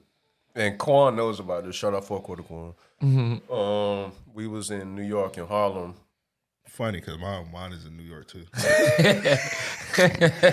So we was in Harlem and shit. I guess it's like 2016. 16 or 17. Quan had a DJ up there. And had a good time out there chilling and shit. And one night, I think after the set, it's like, I mean, it was an early night by New York standards. It's like 1, 2 in the morning. And we all kind of just like posted at our homie's crib in Harlem, you know, all the way turned up and shit like that. And Quan and my homies went to the bodega to get chopped cheese. So I'm like, well, bet, go get chopped cheese and shit. So Chopped cheese. after I realized this, but hey, I supported chopped cheese. Them shit's delicious. Them shits is fire. I would give New York props for that shit. But so yeah, I'm on the couch like thought I was watching TV, but like I'm like drunk sleep or something like dead out of there. And like all I remember is I'm standing up in front of this nigga and I'm like arguing with this nigga why he ain't give me 15 cent back. Like I'm finna beat this nigga ass over 15 cent. Like, bro, I'm gonna need this 15 cent, bro. It's gonna be like some real fucking problems right here. I can only imagine. bro, like, Quan, bro, too. Everybody in that bitch like weep. And bro, like, Mal, what the fuck are you talking about? And then when I finally realized, like, bro, was I just arguing with you about 15 cents? He told me, yeah, nigga. I'm like, bro, I swear to God, I don't know what I'm saying. That's funny. Bro, we cried laughing for like 3 hours straight, bro. I believe That's that. one of the. That's probably my favorite drunk moment though. That shit was hilarious, bro. Yep. Oh, okay. So I was in New York. I think it was in Brooklyn, I think. I was with, Oh, was that right when you went out there for SummerSlam? yeah. I got a legendary Jordan Jordy used that picture all the time with me slumped. I remember that. Yeah. That's the most drink I ever. He was walking with the baby toes. It's funny because I don't remember that video being recorded. Dog. All right, so is me, Sammy, Lanny, Henzo, Hill. You know Hill, Hill Holler, yeah. Hill, yeah. and it's just us, there. So we all in the bar, bro. I swear we was in that bar like 5 hours, dog. Now them New York niggas can drink. Like We'll them get niggas, it in. bruh. So I've always seen them niggas drink. So I was like, yeah, as soon as I pull up, bro, I'm drinking you niggas under the table, bro. I'm getting you niggas up out of here. So I ain't think we was gonna be in a bar for like 5 fucking hours, dog. I got there like 9. That's how that shit it's be. like 3 in the morning, bro. We still drinking. I'm like, all right, bro. I'm kind of making it. So we just throwing Crown back, all kind of shit, ignorant drinks. So I'm thinking, I'm like, all right, so I'm done. Yeah. So I'll be good. I just need to hop in this Uber and make it to the other side of Brooklyn. I'll be straight. This nigga Tim comes into the bar out of nowhere. I didn't even know he was in New York. That's They crazy. were like, Tim coming. And that's a big nigga. He's a big nigga. So they're like, Tim coming. I like, Tim coming? All right, let me get the fuck out of here. That So nigga I'm felt trying- intimidated So to drink. so I'm trying to get out there, bitch. I'm drunk as fuck. I'm trying to get out. This nigga Tim come through. He's like, hey, niggas, y'all ready to drink? I'm like, oh, fuck. He was like, hey, what you drink, nigga? I like, bro, why you only getting me drinks? He's like, nah, nigga, you about to drink, nigga. I'm like, all right, bro. I can believe that, bro. He probably He a had, big ass nigga, so I'm like, all right, bro. yeah. He looked like he'll bully you into drinking. He like, did, nigga. I was like, bro, just give me 2 Crown shots. That was That's too where you many. fucked up. That was Yeah, too yeah, many. yeah. That's So I where you took fucked up. 2 crown shots. So it did. I was a little wobbly. So I was like, that's all right. They were like, Funny Mouth just brought up chopped cheese. So they were like, let's go to the bodega next door and get the chopped cheese. I don't remember none of that shit. I just remember leaving out the bar, and then next thing you know, I'm in the Airbnb bed. That's all I remember. Apparently, we was in the bodega. I seen the video on Twitter because my mentions was going crazy. When Tim recorded me, That shit was funny. I gotta hit Tim. I gotta get that video from Tim. He Yeah, kept talking about, bro, look at them baby toes. He got, I looked at my card. I had bought a chopped cheese. I don't remember eating it at all. Damn. That's the worst. I don't even know if I ate it. I probably did eat it. I don't know. I just know I had a transaction on my car for a chopped cheese. And apparently, Henzo, he was the one that rode with me in the Airbnb. I don't remember none of that shit, dog. I just remember being in my Airbnb bed. Yeah, like I don't even remember like how I got to that level of being drunk because like I got a pretty high tolerance and like I drink a lot. And I mean, in New York, it definitely test you because, like, you know, them cats, you know, everything open all night long. So But see, this the thing, though. But it's just like I don't know what else. But we was in like 2 or 3 clubs that night because Quan had the DJ at like 2 spots, and then we had some spot like in LES, and like it's like going up. It's like a quarter of the club is like niggas from Miami and shit. So like the Florida niggas, we turned up in this bitch, and like I remember like when Quan was just like, he wasn't DJing yet. He was just like on the stance where the DJs was. They just having like this Florida power hour. It's like everybody from Florida like in the middle of the floor. And like this one dude from Brooklyn who looked up, he kind of just bumped by mistake and shit. He was like, it's all love. He told us, oh man, I see the Florida niggas here. He told me, where you from in Florida? And I was like, Duval. He told us, oh, all right, let me leave. I was like, damn. I heard about y'all niggas. I'm good. I was like, bro, Yeah. just knocking shits back. And it's like 3, 4 in the morning. I'm like, fuck this shit. I don't have anything that compares, honestly. I think my only, like my drunkest moment, I've told the story, but my drunkest moment, I fell asleep in a club. I was on the 2nd story. My nigga told me, he was like, it was a gang of us that went out there, right? Mm-hmm. But as soon as we got downtown, we dispersed. And like, it was me and him that like pretty much was riding the night out. And he was like, yo, I'm finna hit the bathroom. This was in Pensacola, matter of fact. The club ain't closed till 3. Then we had another club that we went to till like, I want to say 5:45. It was either 5:45 or 6:45. That's crazy. Yes, Yeah. yes, nigga. So at this point, I was in Miami or some shit. Pensacola, bro. Pensacola, that's bro. what I'm saying. Pensacola. So at this point, it's like 15 minutes till 3. He's like, yo, I'm finna go to the bathroom. It might have even been like 30 minutes till 3, right? But it's close to this club closing. He's like, yo, I'm finna go hit the bathroom. When I come back, we'll get another drink and then we'll leave so we can go to the store at the other club, buy the liquor. And that last club that ain't closed till like 6 or 7, that was BYOB. So you could bring anything in. So he leaves, he goes to the bathroom.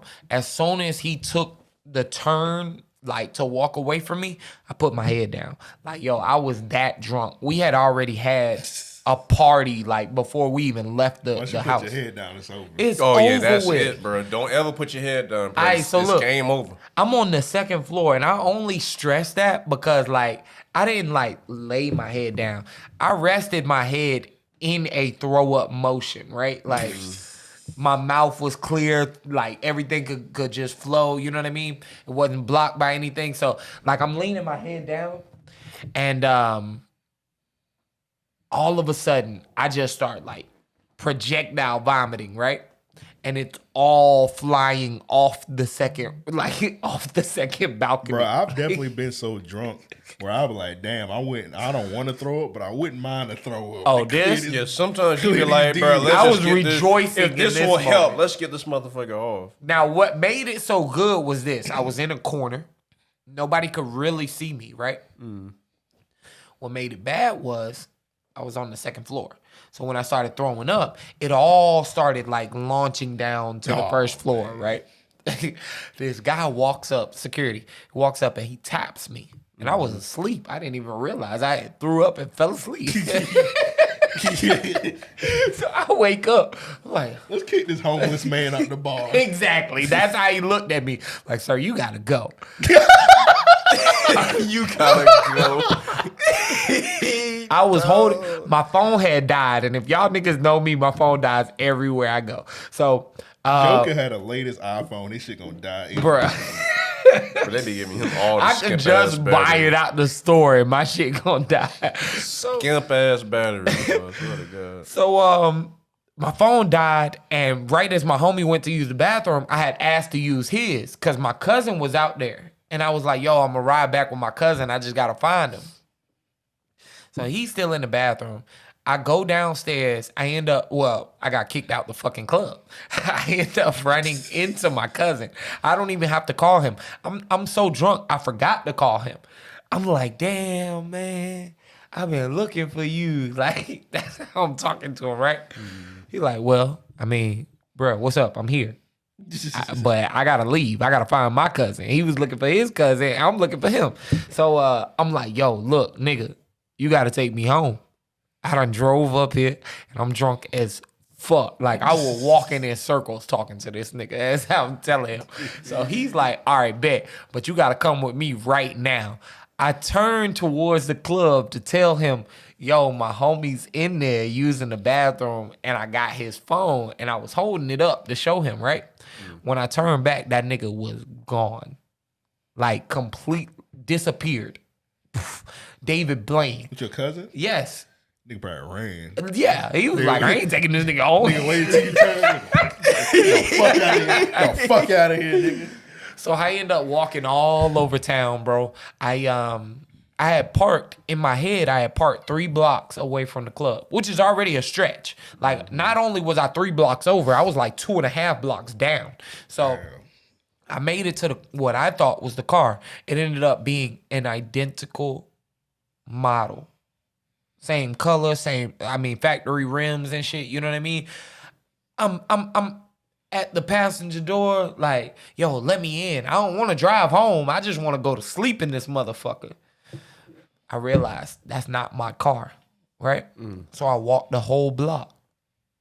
Came back to that motherfucker like 6 times that night. Oh, man. Finally, I'm like, yo, I'm too tired. I'm not getting in my car tonight, obviously. I just thought that somebody had fucked with my keys. You still have bro cell phone? Bro. So look, I was dressed up like I went out in a button up and like slacks and shit. I tear my button up off, and like I flared it up into a pillow. I fell asleep on the side of a building. Like it's like 3:00 in the morning. He was homeless, nigga. I gotta work at 7. You know what I'm saying? Like at this time, this was like 6 years ago. Yeah, 6 years ago. So I flared the shit up. I posted up like right on the exit of this door.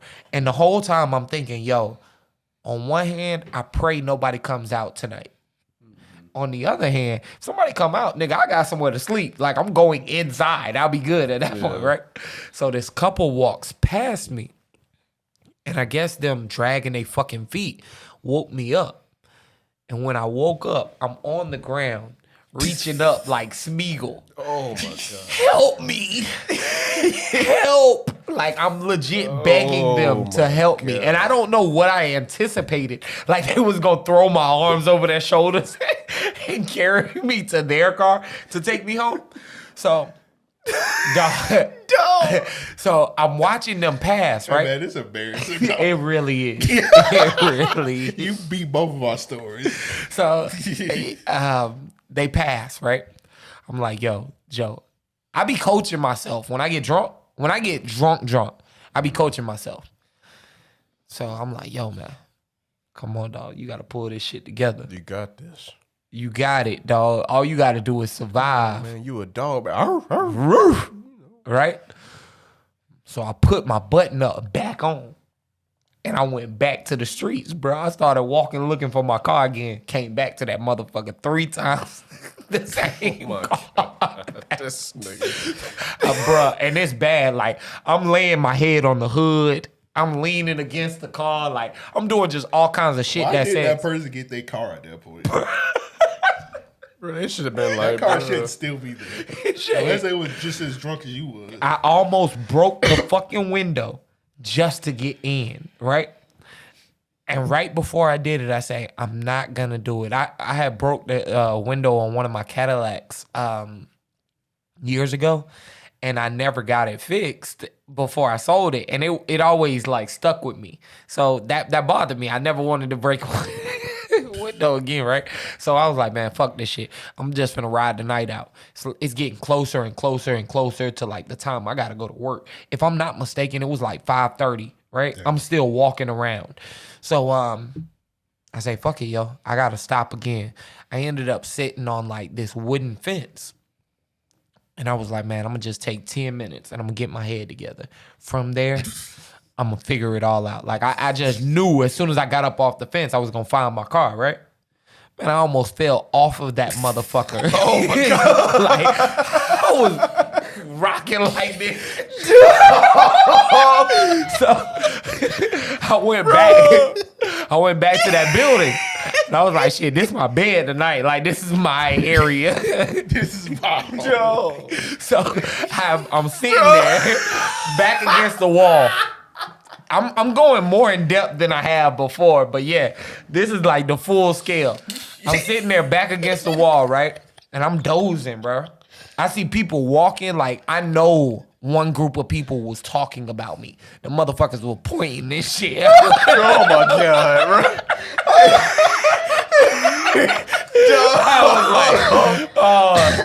I was praying to God, like I was like, Lord, hey, just let me make it. There's nothing else I can do. Nigga turn that fence into a hammock, nigga.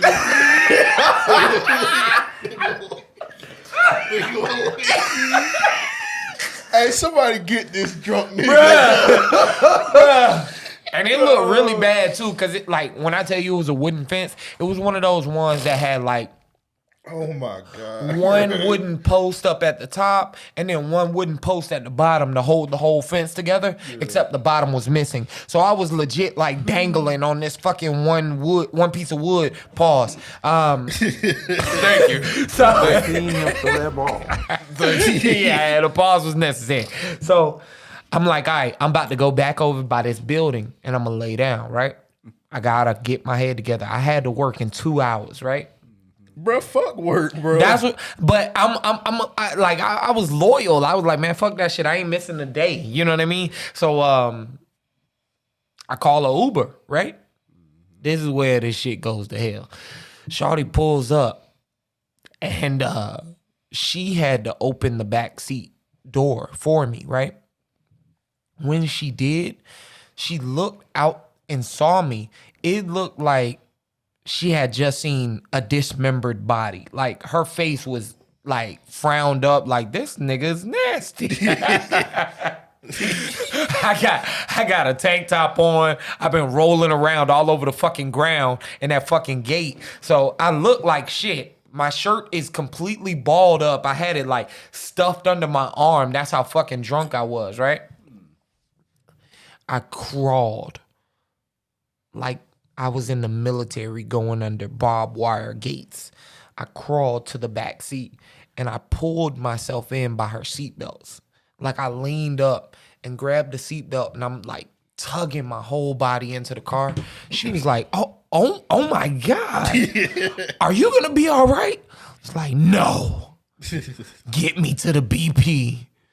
She takes me over there. I don't even know how I managed to make it to my feet. I walk in the store, right? I walked into like all right, this is really embarrassing. Y'all know the this is embarrassing. This is embarrassing. This part. y'all know the candy bar thing, like that big ass rack of candy bar like thing that you could get. Don't tell me. I don't even know. I want to know. Well, Bro. I walked like right into it, bro. But don't When I tell me walked you in the failed. store, I walked straight. Oh, And if I would have kept straight, I would have been all right. But it was almost like the wind pushed me. And I walked to my right into the candy stand. And then when I left, like when I hit the candy stand, I walked left like I was walking to the cash register. But everything was still facing straight. The cashier said, "Hey, bro, don't slip. Don't slip." I say, "Sir, I've slipped. I've fallen. I can't get up." Oh my God. I was drunk. Like I was rapping. Yeah, bro. Thank you, bro. Jesus Christ. There's no way you started I was reciting rapping. DMX lyrics, dog. As I was talking, I wasn't like gonna I let you get wasn't away even, with that. bro. I wasn't even like melodic with it. I was like, "Sir, I've slipped. I've fallen. And I will not be back up." So I went and got like 2 big ass bottles of water.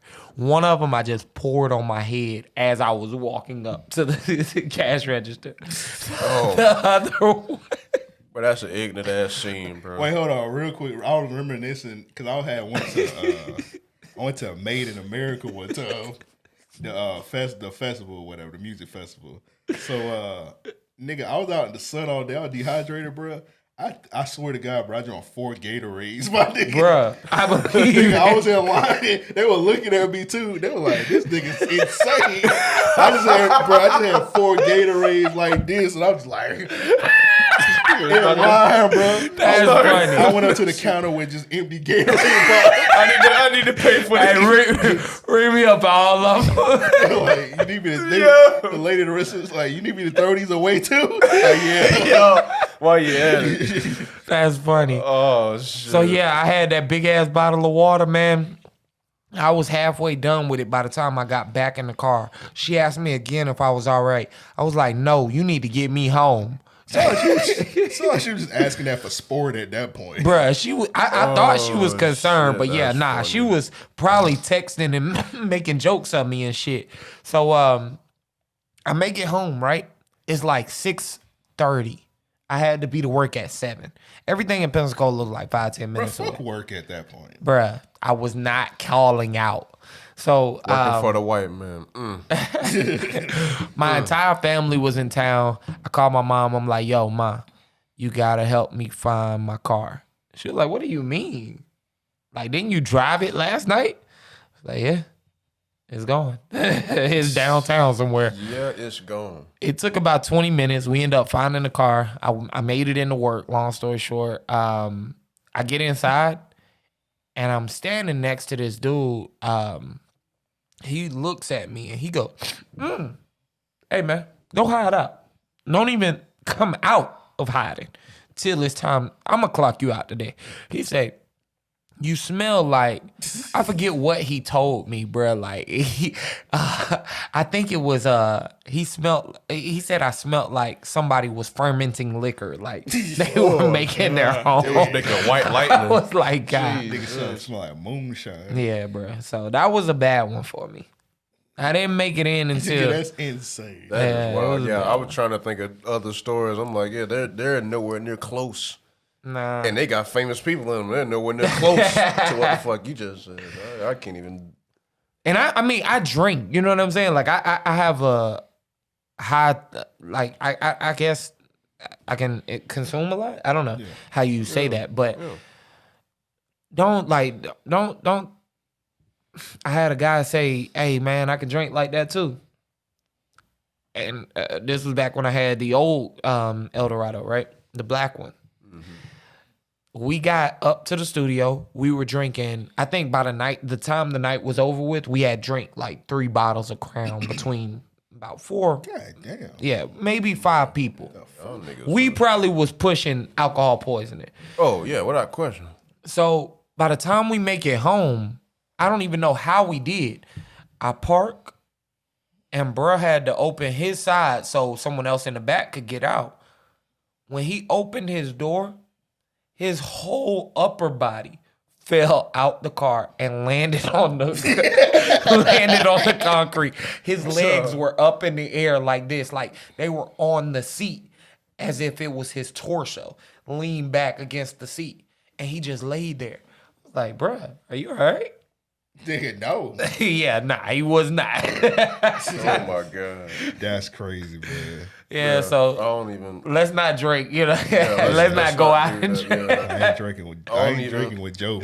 Yeah, no. I mean, I was trying to think of other like drunk stories I had that was quick, but they just not as epic. Like I was fucked up that night. I'm trying to think. I've been like drunk before where like it was like maintainable. Mm-hmm. Like, I'm whatever. always like drunk when I'm good, but like the New York one was the only time where it was my like shit- I realized like, oh, I guess I am drunk. Yeah, that New York shit scared me because I never been drunk so drunk where you can't control nothing. Like Yeah. if it You wasn't ain't got to tell if it me. wasn't for them niggas, I'd probably be dead. Because like nigga, I don't remember nothing though. I still thank God for that lady that drove me home. Yeah. I was trying to think because there was one time in Miami when it was all of us and Joe Fresh Goods. We was in Miami and we had been drinking for like 12, 13 hours straight. Let me see if I can remember this story. So we was down there for when Agenda, it was his first or second time in Miami. So we always down there back when we was working with Bones Monster. And anytime Joey, like anybody from Chicago, when every time they come to Florida, they just assume we live in Miami. Mm-hmm. So they'll be like, "Mount, bro, you know what I'm saying? We in the city." I was like, "What city?" We down here in Miami, man. I was like, "Do y'all niggas not understand? I'm 5 hours away from y'all niggas." Like, bro, that's a fucking day's trip. So I'm like, we gonna be down there this weekend anyway. So we down there and they had like a pop-up situation. So we just pull up, we'll pull up on them and like hang out. Then we go to Agenda the next day and, kind of check out the lay of the land and shit. Mm-hmm. So we go to the pop-up, we just chilling. And Quan again had the DJ this time with Vic Lloyd and Vic, Joe and them boys like to drink. They do some drinking for real. And Quan didn't say let her drink. so Vic see Quan, he like, "Quantro, time to pull up, boy." And Quan too cool to be drunk. Like Quan to drink, but Quan ain't no drinker. Yeah, he too cool. As far as like out of the boys, like I'm probably, I'll knock him back. I think you go the hardest. Yeah, drinking wise, I'll knock him back. You know what I'm saying? And Frost, About an hour and a half into the function, Malcolm gonna be without if he got on a dickie, he without his undershirt. And I ain't even got an undershirt now. This nigga got cuffs in the air the entire time. For sure. Real uncle hours and shit. You Yeah. know what I'm saying? But we was it felt like every 15 minutes that nigga Vic would be like, "Quantro, trying to pull up, boy." And Quan be like, "Man, fuck, man, I ain't trying to drink no more." And then we like realized we kept like stacking these cups up because they like had like a sponsor. So like we all got like 15, 20, 25 cups stacked, walking around this pop-up with all this fucking rum. And we just like falling out and shit everywhere. And then at like, I think the pop-up ended like at 11. We didn't even realize the pop was still going on. We just like, I guess we need to get the fuck up out of here. Like some Cuban niggas walking in this bitch. Yeah, just like, I'm finna head to the whip and I just like randomly see Joe walking outside. Like, man, bro, we can't find the rental, bro. Y'all take it to the crib. So we took it to the Airbnb. But yeah, man, it does not compare to what the fuck this nigga be experiencing. Yeah, that nigga be going through some shit, bro. I mean, Jesus. I mean, that nigga life story, that film is, Yeah, if Joe was still in here, I would ask him like who he would have play him, but like I don't even. Rest in peace, Chadwick. It's fucking. That's the only person I can think play that nigga Chadwick, bro. Lloyd play this nigga. We trying to think who would play you in a biopic, bro. I said Chadwick, but rest in peace. Rest in peace. It would have to be a coon. That's It would have to be a coon. That's crazy. Hey, look, I'm gonna be honest with myself. Let's go ahead and get into this voice. All right, you funny as fuck, bro. Get into this voicemail. The city voicemails is up 424-260-REOP. That's 424-260-REOP. Yo, man, it's your boy TJ Willis, straight live out of Duval. Hey, So I was just listening to the pod, man, and I was y'all had, I think when somebody had the listener question saying like one of the craziest things that you said is to smash a chick or some shit like that, whatever.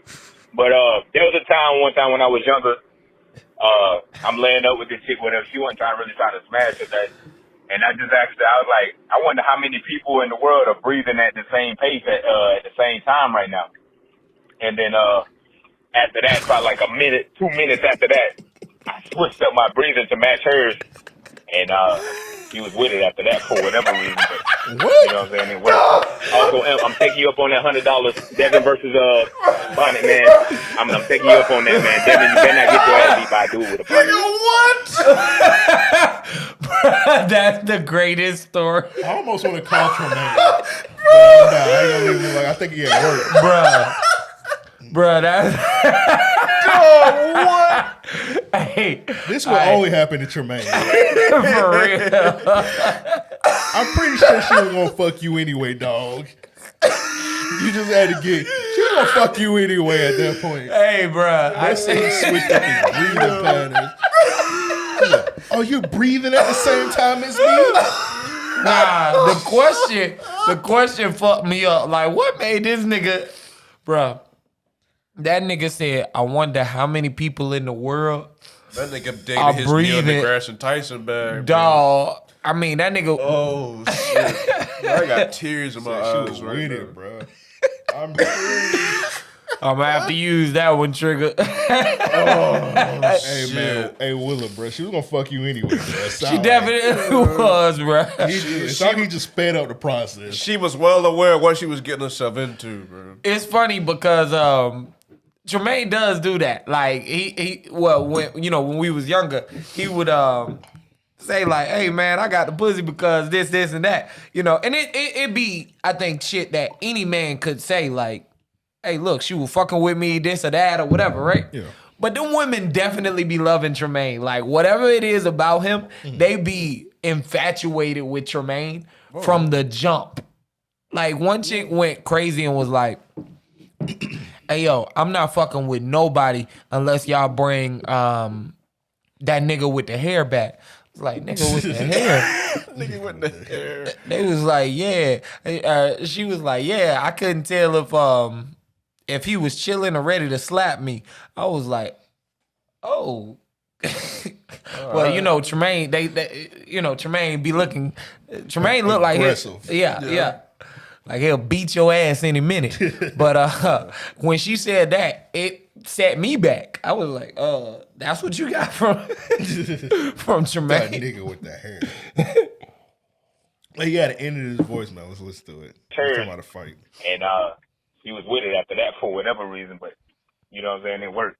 Also, I'm taking you up on that $100 Devin versus bonnet, man. I'm taking you up on that, man. Devin, you better not get your ass beat by a dude with a bonnet on, bro. Like, dead ass, bro. If not, you got to see me. I'm out. Devin, if you lose, you dead. Yeah, you dead. You don't want no parts of that shit. Yeah, 9 Miller Willa. You gonna pistol whip that nigga? Yeah, you gonna fight? Yeah, you don't want none of that shit right there. I tell you what. Hopefully the boxing matches next week. I got the boxing gloves. Hey. Eric ready. It's just on Devin.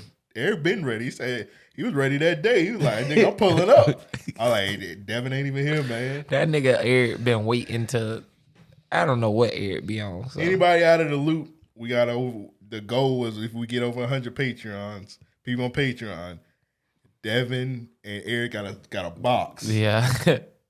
So we got over 100. So the time is now. Eric ready. He's been training, bro. Yeah, I believe that. Just waiting on Devin, man. I do believe that. It's very interesting that we're here. I think Eric's taking it serious. I think Devin is kind of chilling. Yeah, I got $100 on Eric. I think Eric's gonna take I got him. 100 on Devin. I think Eric's gonna take him. I'm gonna be honest. Damn, man. Who you got, Mal? Eric got that energy built up, dog. I'm telling you. Oh, damn, Devin. He got that energy built up, bro. He been waiting for this moment, bro. He in his youth, niggas been sizing Eric for so long. Yeah. It's some listeners flat out said if Eric win, we got kicked Devin off the podcast. Oh shit. It might be a must. He got a lot of pressure, man. Hey, he been running from the ground anyway. Nigga running from the ground. Running from the I'm bullshit. But Hey man, so hopefully it happens next week. We're gonna try and set it up, see if everything's straight. If you don't see Devin here no more next week, he running from the grind. Just know. Yeah. He ain't run from the grind, he run from Eric at that point. Just know. Fear the bonnet, nigga. Fear the bonnet. Yeah, ready to go. Man. That might be a merchandise idea. Yeah. Bonnet on the shirt. Yeah, Fear the bonnet. Fear the bonnet, nigga. now, damn, you said something earlier I wanted to come back to. I have to think of it again. Forgive me. All right, well, we're gonna do Real Niggas of the Week, and if you remember it, then we go back to it. Right. To send in Real Niggas of the Week, hit us up. It's mail@ariopodcast.com. It's mail@ariopodcast.com, or you can hit us up on our Twitter page, Ario Podcast, and we'll get to it there. All right, I guess I'll go first. My Real Nigga of the Week, I'm going to put him in the Hall of Fame now, man. Chadwick Boseman. Mm-hmm. He passed away this week. Well, last week. He passed away Friday. After, I ain't even going to say, well, it was a battle with cancer. I don't even feel right saying he lost his battle with cancer, because if you was grinding, he didn't lose that shit. You won, nigga. He didn't lose it, bro. Like a lot of people think that because of the virus, the disease caught up with him, or the virus. I don't know the exact term for it. That it caught up with him. It's like, no, the fact that he was able to do all that shit in that time span tells you that shit did not derail his way of living. Because you seen other people that end up with different forms of cancer like that, and they literally cannot do shit. I got homeboys that have been diagnosed, and they ain't even want to go home to a regular job working on the computer. Right. This nigga making movies with physical action going on in that shit. Like, yeah. So yeah, I'm going to put him as my real nigga of the week. Rest in peace, him, man. He will be missed. Definitely a legend. If I would, you know how Nipsey Hussle was on in Coming Up and whatnot, I would compare him and say he was the acting version of Nipsey Hussle. I would agree with that. I think that's a fair comparison. I could definitely respect that. I would agree with that. He's gonna be my same, but I'm gonna try to dig into a different avenue when we get to me on that. Okay. My next one was this guy. His name Harris. I don't know who bruh, but shout out to him. He tweeted. It's just him in his Wendy's uniform, and it said, "I got my first job on the 10th. I got my first job on the 10th day of my release from prison, starting from the bottom." So amen. Real shit. Yeah. Gotta give him a round of applause, man. Real shit. Big round of applause, because I commend that all day. Yeah, it's good to see, man. He's fresh out of prison, got him a job, man. Hopefully them people, man, y'all know who I mean by them people, don't bother him. Right. He's able to do his job and move up from there, man. Now, matter of fact, real quick, I do want to speak on that just because I know that oftentimes it takes a humbling experience for us to be so humbled and accept what we have. Yeah. But nigga, I don't give a fuck if you sweeping floors, if you picking up shit outside, whatever the case is. If you got a job, if you're able to provide for yourself, for your family, for friends, anything, if you're creating opportunity, you know, hey, I commend you. You know, don't ever like look down on yourself. Don't matter what the fuck you doing. If you working at give me a shitty job, man. Because I would normally use like a fast food to say, hey, Well, custodian. right. So I mean, and I'm gonna tell you what, change your outlook on jobs, period. Because what another man does, or woman for that matter, to feed their family, feed themselves even, is not your concern. As long as they're able to. And if you're not doing anything to assist it, you know, you really don't have a point or a leg to stand on, let me say. Some of the best people I've ever met have been custodians or taking lesser jobs. You know what I mean? Yeah, they're more humble. Humble of people. And it doesn't stifle their opportunity. I know people right now. I know a janitor that will retire next week with over $1 million. Oh, that's what's up. Yeah. So, I mean, I just say that to say it's very big to me to be able to see people, black people, white people, you know, Asians, African, everyone, being able to take pride in what they're doing, whether it's sweeping, whatever you're doing, man. Just the fact that you have something, you see the opportunity in it, and you know you're not working for someone, you're working for yourself. Yeah. Mm-hmm. Shout out to him, man. And he got everything stacked against him. He fresh out of prison, so shout out to Wendy's or whoever. Like I took the chance. I ain't gonna shout out Wendy's. I'm shout out whoever just hired him. Mm-hmm. Yeah, just whoever took the chance on. Yeah, whoever took the chance, bro. Because there's a lot of people, man. Just niggas don't get that chance. Man. Yeah, they just get an opportunity, man. You don't get that chance, and you know, with my shop, that's the one thing that my dad always taught me was that always give people a chance and whatnot. Like majority of the dudes that have worked before be at the shop, they are ex-felons straight out the halfway house. And even like the jits, they come out the juvenile halfway house. And I've actually been having this conversation all week when people was kind of telling me about how I've been able to maneuver between the shop and through photography. And it's like, the way I see it, when I bring a jit in straight out, you know what I'm saying, out them kind of blues, and he coming to work for me, and I'm teaching him how to be an entrepreneur. So now when he leave me, he don't got to go back in the streets because he know how to run his own business. He know how to run a clothing brand. So he might start his own clothing brand, but then he gonna inspire a jit that's gonna see what he doing. Like, I want to start my own clothing brand. So now that I done built this house, he gonna build his own house and he passing that shit on down. So you don't know, even just little shit like that, or even him working at Wendy's, that he might just have some form of influence of another nigga, and that nigga want to go get his life straight. You know Exactly. Whether it's a child, whether it's a peer, you know what I mean? You never know who you're going to help, how you're going to influence that person. Just even from a very close standpoint, I think we all can, both of us, let me say, can say that we've been inspired by the things that you've done. One of the biggest things is how involved in the community that you have been. So when I was up in North Carolina, a lot of my time was spent working to be able to create the funding for opportunities that I'm working to go through now. But a lot of it is based around the community. It doesn't matter what you do. I want to go out. I'm trying to put a team together now of different people that can go out with me, help clean up downtown, make sandwiches, small things, you know what I mean, that we can afford to do out of pocket. You know, to be able to offer some kind of change. It's only so much Clara White is able to do, you know, their foundation and such. But that's huge to me.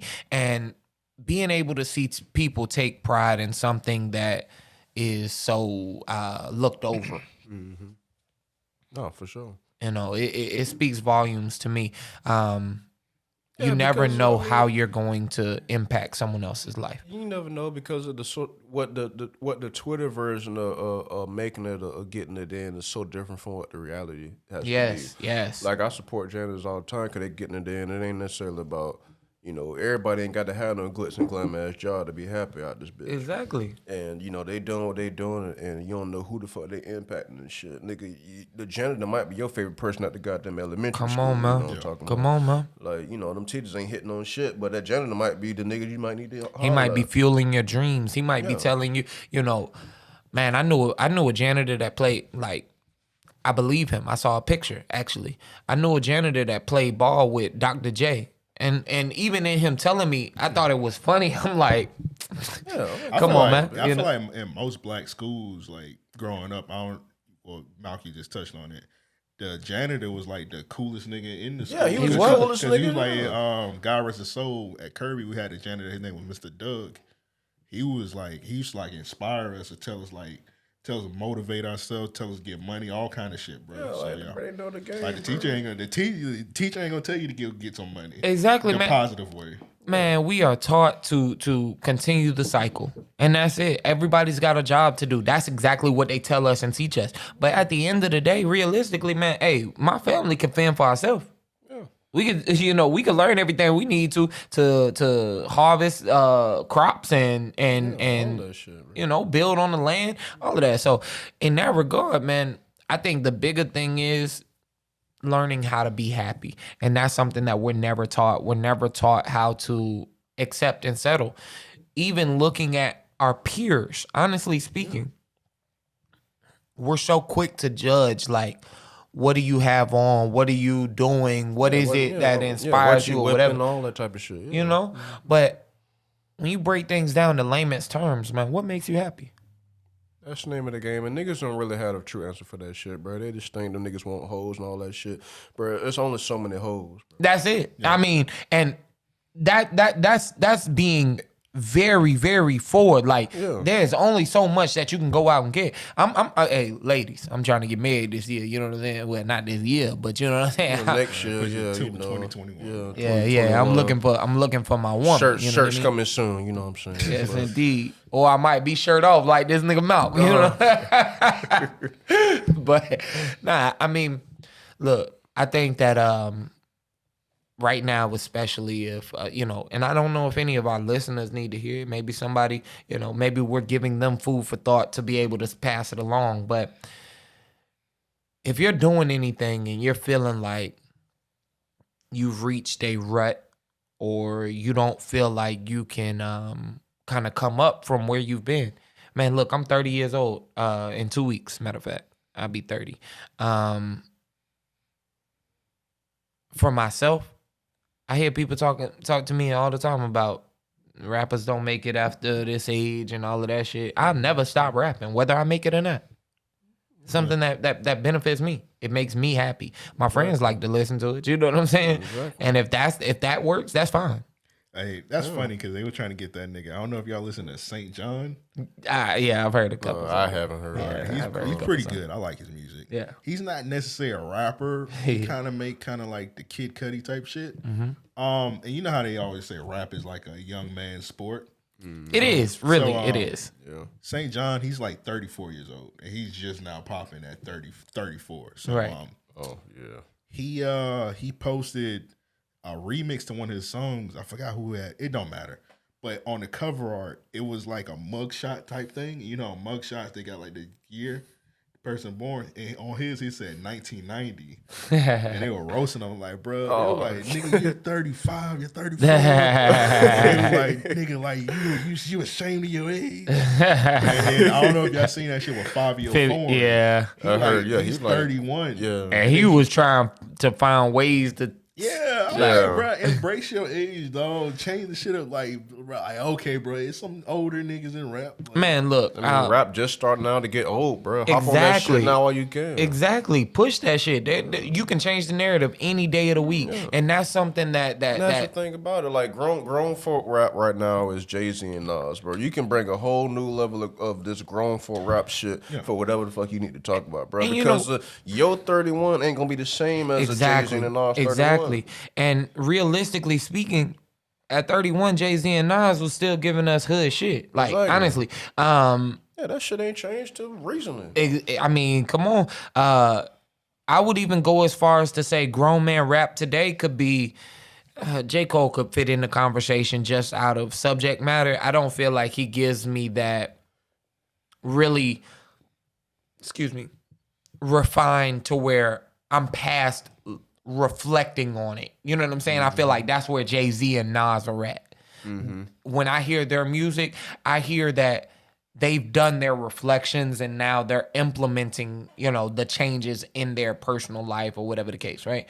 I feel like J. Cole's still searching. But there's an argument, in my opinion, that J. Cole could be mentioned. Crit is another person that I feel like wholeheartedly could be mentioned in the whole grown man, music. Kendrick even. But I'm saying these things just to say that from a musical standpoint, of course, there's definitely a push that could be made. I mean, music doesn't have to die at any age. I say it's a young man's sport because of subject matter.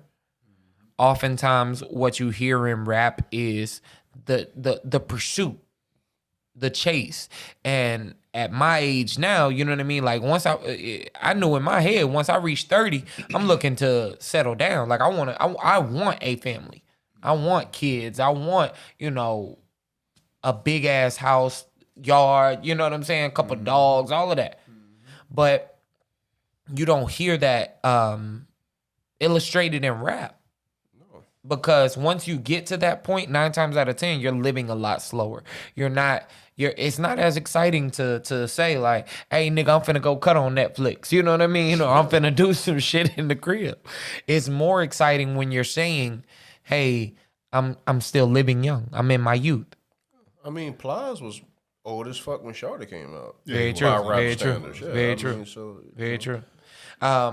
But I mean, just going back to the whole job and things like that, man, look, I think that right now especially is a time to where we as people have to get away from the whole I'm working for this person or I do this job and I'm speaking as if it defines me. I allow for it to humble me. Mm-hmm. I don't have that same confidence when I'm telling you what I do and this and that, right? Yep. But at the end of the day, I mean, it don't matter what you do. Where are you trying to go? Where are you trying to get to? Because I know this ain't your end point. That's all that matters. That's it. I wouldn't give a fuck if you worked that same job for 20 years. I know you ain't worked that 20 years to tell me that's what you wanted to do.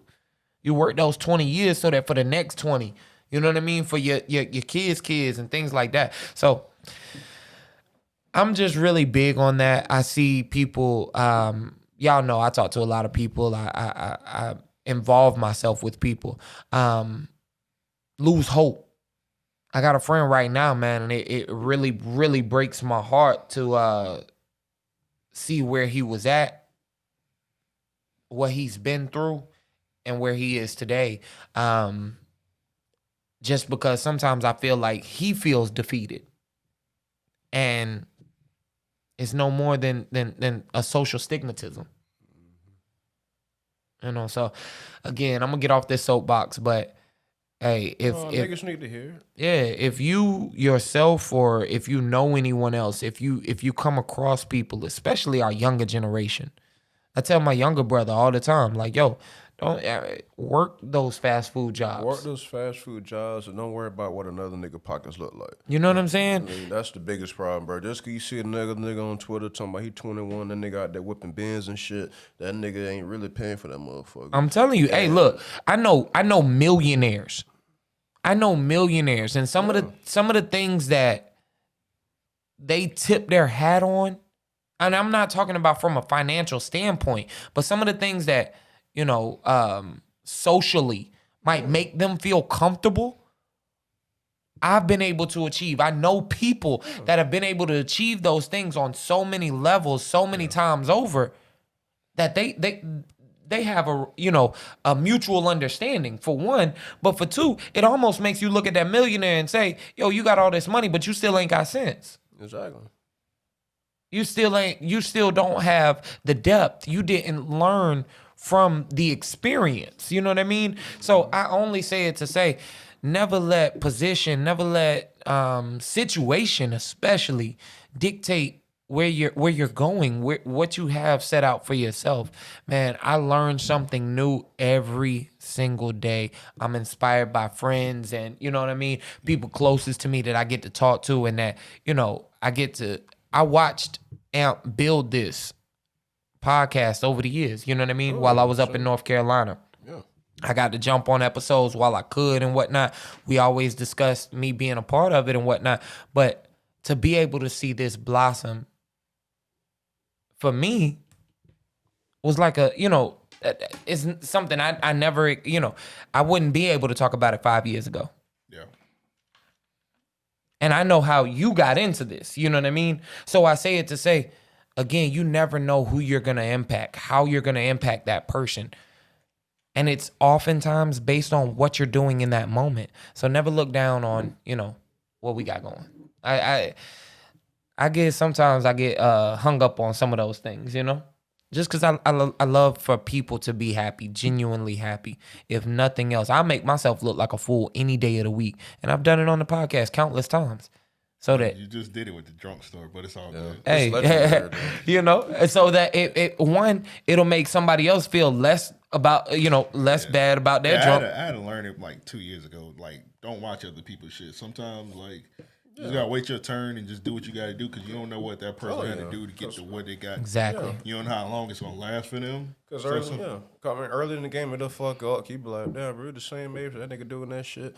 But then you also gotta realize, bro, what your morals is and what you really, really stand on and what you vision as success. That nigga hitting that Benz might just be success for him, but you hitting 1,000 viewers in a particular marketplace and they actually like responding, you might be success for you. Yeah. Like when people ask me about success, I'm already successful. I done did my shit. All I wanted people was just to view my fucking work. Everything else I done beyond that point is extra credit for me. Even though it's stuff that's beyond my wildest dreams, I've been successful out this motherfucker. Anything else is just fucking extra to me though. So, it's all about how you value that type of shit and you keep on rocking with it though. But don't worry about these fuck niggas out here that, trying to fly and talking about the boys riding Maserati and all that there, but the niggas ain't got no happy heart. And man, at the end of the day, you might be fucking the same hoes. Most likely you probably are. No And comment from back in the day. Yeah, you know what I'm saying? No I mean, comment hey, from back look, in the day. I comments today, but I just say it to say, man, don't ever knock yourself, Yeah, you doing that shit, man. Keep And doing man, I'm glad you shared that one. Yeah, shout out to him, man. You just had a good speech. I'm getting real ignorant with this. Yeah, no, we gotta turn back up, bro. Yeah, I think that might be the most positive moment we had on the history of this podcast. Well, real bro. quick, before you do that one, I'm gonna do mine. Yo, let me do mine, bro. No, bro, we need to end this shit back, bro. Nah, bro. Go ahead, Shout get out in this there. Bro, that nigga, was bro. yeah, please, bro. Fuck Please. this nigga R. Kelly, bro. Yeah, All right, I don't know who did it, but this nigga my real nigga of the week. Bro. yeah. It says the inmate reportedly. So R. Kelly got his ass beat in prison. It says the inmate reportedly stomped on R. Kelly's head multiple times before attempting to stab him, bro. Fuck R. Kelly. Yes, Bitch, bro. nigga. Bitch ass nigga. I'll kill you, nigga. Yeah, I saw your interview, nigga, looking real nervous, nigga. Kill your ass. It's really up for that nigga. Fuck boy. Fuck R. Kelly, Gang, nigga. gang. Fuck R. Kelly, we gon' kill that nigga. Raping little girls, I'ma kill that nigga. Say you fighting for your life, watch when I pull this trigger. Heard you want some gay shit, you fucking dyke ass nigga. Fuck R. Kelly, we gon' kill that nigga. Raping little girls, I'ma kill that nigga.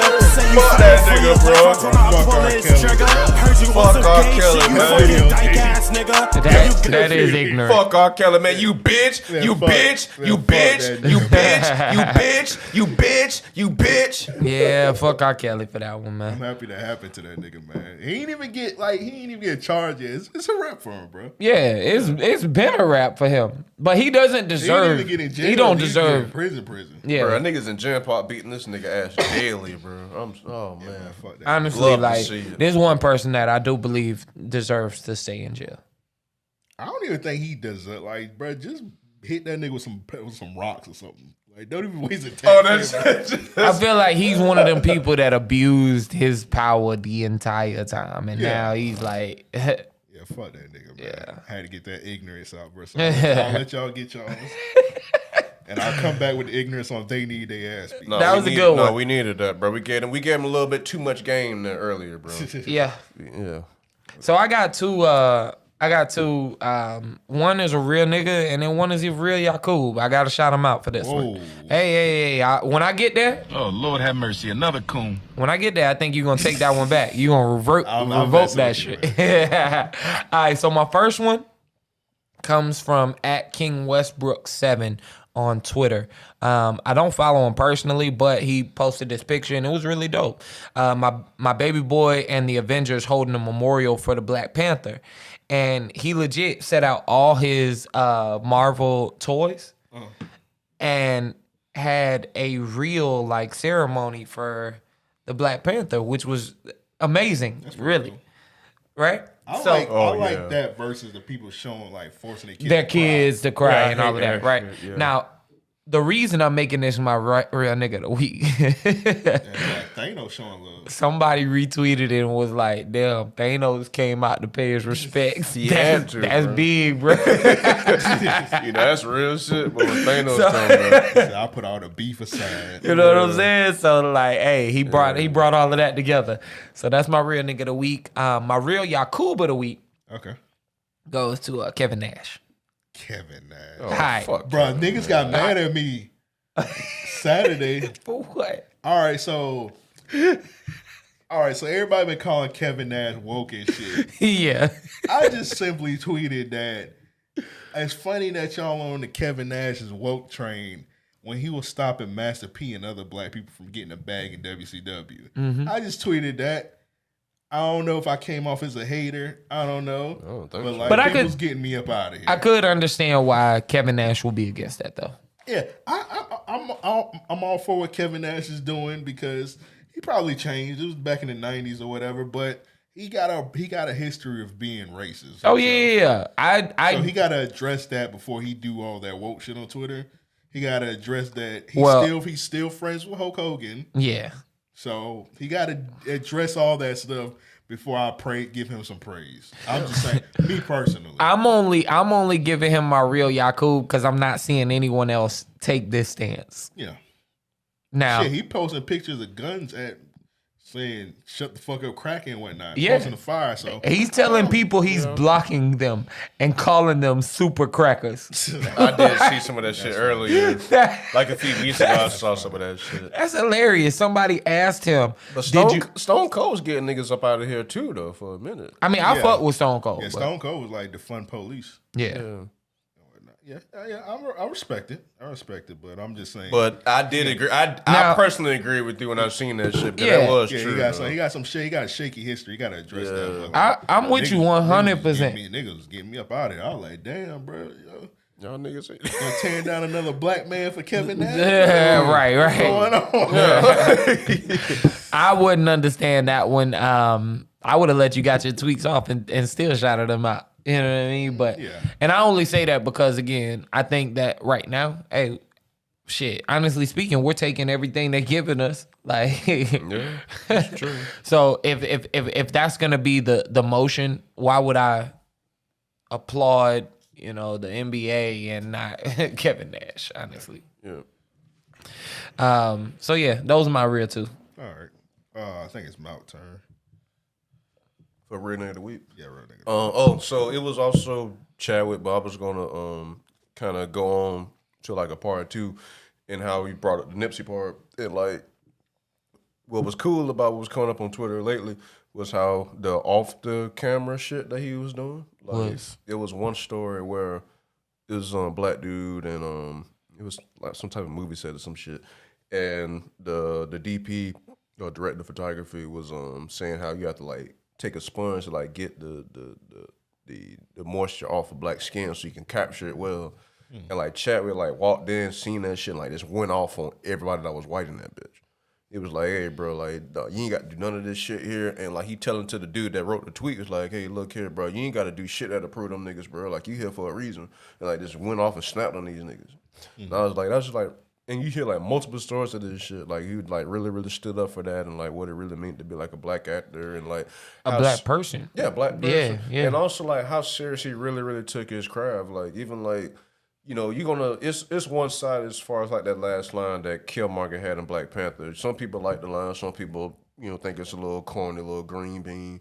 But Chadwick came up with that idea as opposed to like him just saying that he should be buried in Wakanda. It was like, no, how about that nigga just buried in the water like where everybody else is, type of shit like that. So just to kind of go on to, it was late realizing how good on the outside he was of his greatness, but it's still good to know that he really was riding on that type of shit though. So. Right. Yeah, shout out to him. Yeah, for sure. Yeah, he was visiting. I didn't even notice he was visiting like hospitals like all the time, visiting. Yeah, he never openly came out talking about that shit. Yeah, I think there's a lot that could be commended about Chadwick's movements, his interactions with younger actors. I mean, I think a lot of us, the vast majority of us, are just now kind of finding out that he was 43. You know, because it's one thing to realize and respect someone as being a little older. You know what I mean? Like, hey, you're a few years over me. You know what I'm saying? But even when we do that, oftentimes we still put them on a relative stance. Chadwick being 43 and still being able to connect with Michael B. Jordan the way he was, or what's the actor from Snowfall?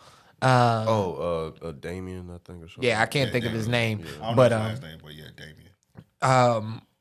That to me was monumental, just because it still gives you something to look forward to as far as how to carry yourself in certain situations, what you could aspire to, you know what I mean? Yeah. And I can be honest to say personally, I haven't seen as much of that from a lot of older black actors, you know, to where they kind of reach back down to younger. Degree. Yeah, you know what I mean? So in that regard, I mean, there was a lot Chadwick could be commended for. Yeah, for sure. Ah, damn, I gotta get ignorant again. I'm here for it, bro. Well, actually, I'm right here with you now. Game, bro. You know, I can't go too long. I ain't gonna read all the submissions. I want to just read this one because this is my favorite one. This is from King Petty 99. He got Antonio Brown as his real nigga of the week. So I don't know if y'all see. Ask him why. I heard about this shit. Yeah, Antonio Brown is my real nigga of the week for getting domed from Tiana Trump, his own gym. #legend. I heard she was in Florida this week.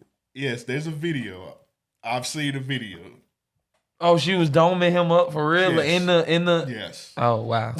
I seen the video. All right. And pause when I say that, it's clearly him. Not because of his meat. That nigga got a tattoo on his thigh. Hey, it say AB. What's going on here, Joseph? Hey, you tell me, nigga.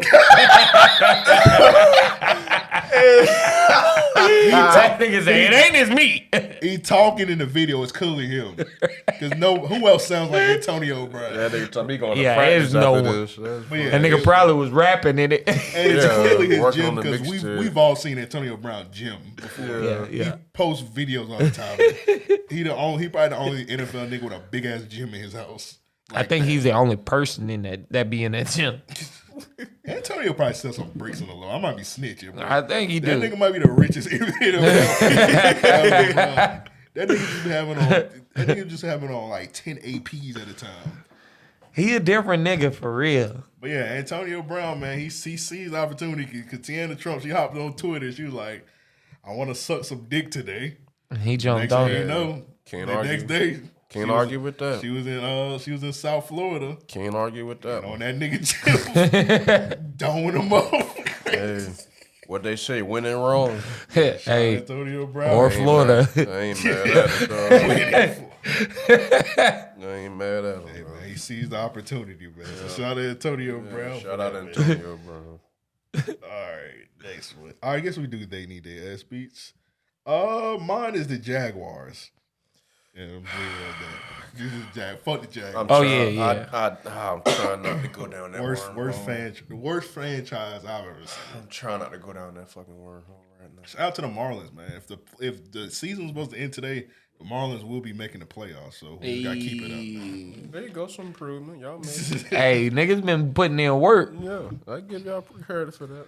I don't hate the Marlins. I'm still waiting on that. Yeah, I was gonna say I'm still waiting on that Marlins Braves game. I'm still That's one thing. I don't even hate We've been supposed to go for a minute. I've been trying to go for years. It's been one this season, but it's kind of like. Now I know it was one time we were talking about going down to Miami to go watch one. Because I'm a Braves dude. All right, we got to do it when the Corona goes. Yeah, I kind of want to go to one in Atlanta. I want to go. That's where I want to go to the one. I want to go to the Waffle House that's in the stadium. In Atlanta? Yes, Waffle House in the stadium. That's crazy. That's crazy. Yeah, I want to go there. All right, when the Corona clear up, we're going to make that trip. We pulling everybody. Hey, Keith, big, we going to the Braves game. We finna go. We going to Waffle House, nigga. Fuck that shit. Corona, Ron Dizzle. When Corona go away, we're going to make that trip, bro. That's crazy. I didn't know they had all that shit. Yeah, they got a Waffle House in that. Yeah, we're going to make that happen. Yeah, for sure. Yeah, fuck the Jaguars, man. Fuck them. Yeah, I'm not going down that way. That's an easy peasy one. Let's just go ahead and group it all in. I'm not doing it. They got my nigga Leonard out here, man. Crazy, man. Got my nigga out here free agent and shit, man. I mean, nothing for like. Let me get your opinion on this, man. So niggas got mad because Jaguars just waived Leonard Fournette. They just waived him, and I seen people was like, "Oh, Jaguars lying," because Doug said they couldn't get nothing for Leonard Fournette. I believe him. People saying they think he lying. I'm like, I can understand. No, I believe that. It's just, I mean, the running back position nowadays is very disposable. You got a new jit coming into the league right now. Yeah. Every single year. So you can always replace that. While the play on video don't look as well, the numbers are there that bro doing work. Yeah. It ain't like bro like the sleep or some shit. But everybody who don't have a running back, I mean, I could see him in Atlanta, but outside of that, who got a running back that really need that type of player? Well, right. Saints today they said. Kamara was. Yeah, they said they traded away Kamara. So, but he might be going back home. This is the thing. But shit, he gonna go there for what? They could have gotten rid of Fournette. They had opportunity, and let me say this: not opportunity. They had a time frame. They had a time frame to where they could have gotten rid of him and still been able to at least make something of it. I feel like anytime, because he don't got no Pro Bowls or nothing. He don't, but he was injured. His first year, right? That's another reason why he won't be injured. No, he got injured But look at how we run. Second year, and then he was injured beginning last season. Beginning of last season. Then he came out straight at the end. Yeah, I ain't trying to say, bro, sorry, but I could see nobody not.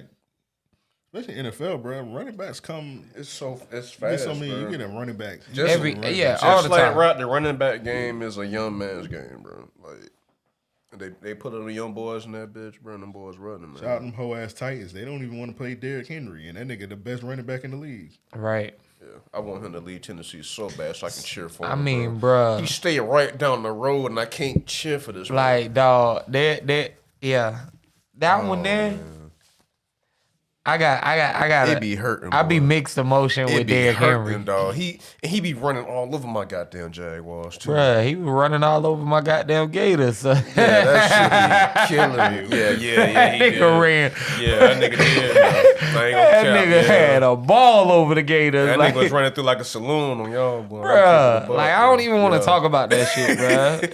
Shit, that nigga ain't running 100 yards on y'all niggas though in one fucking play. Yeah, you got a point. I've seen like his Yuli highlights. I was like, bro, I was at them games, bro. That nigga playing Coast, bro. I was like, bro, no line. Did they play like Ranger Reeboks at Yuli? I don't think so. They ended up being in our division right before I left high school. Yeah, I know. Or right after I left. Like the only thing they played range. Yeah, it was like right up the road. The only thing they played range and Reebok, which they should have played range.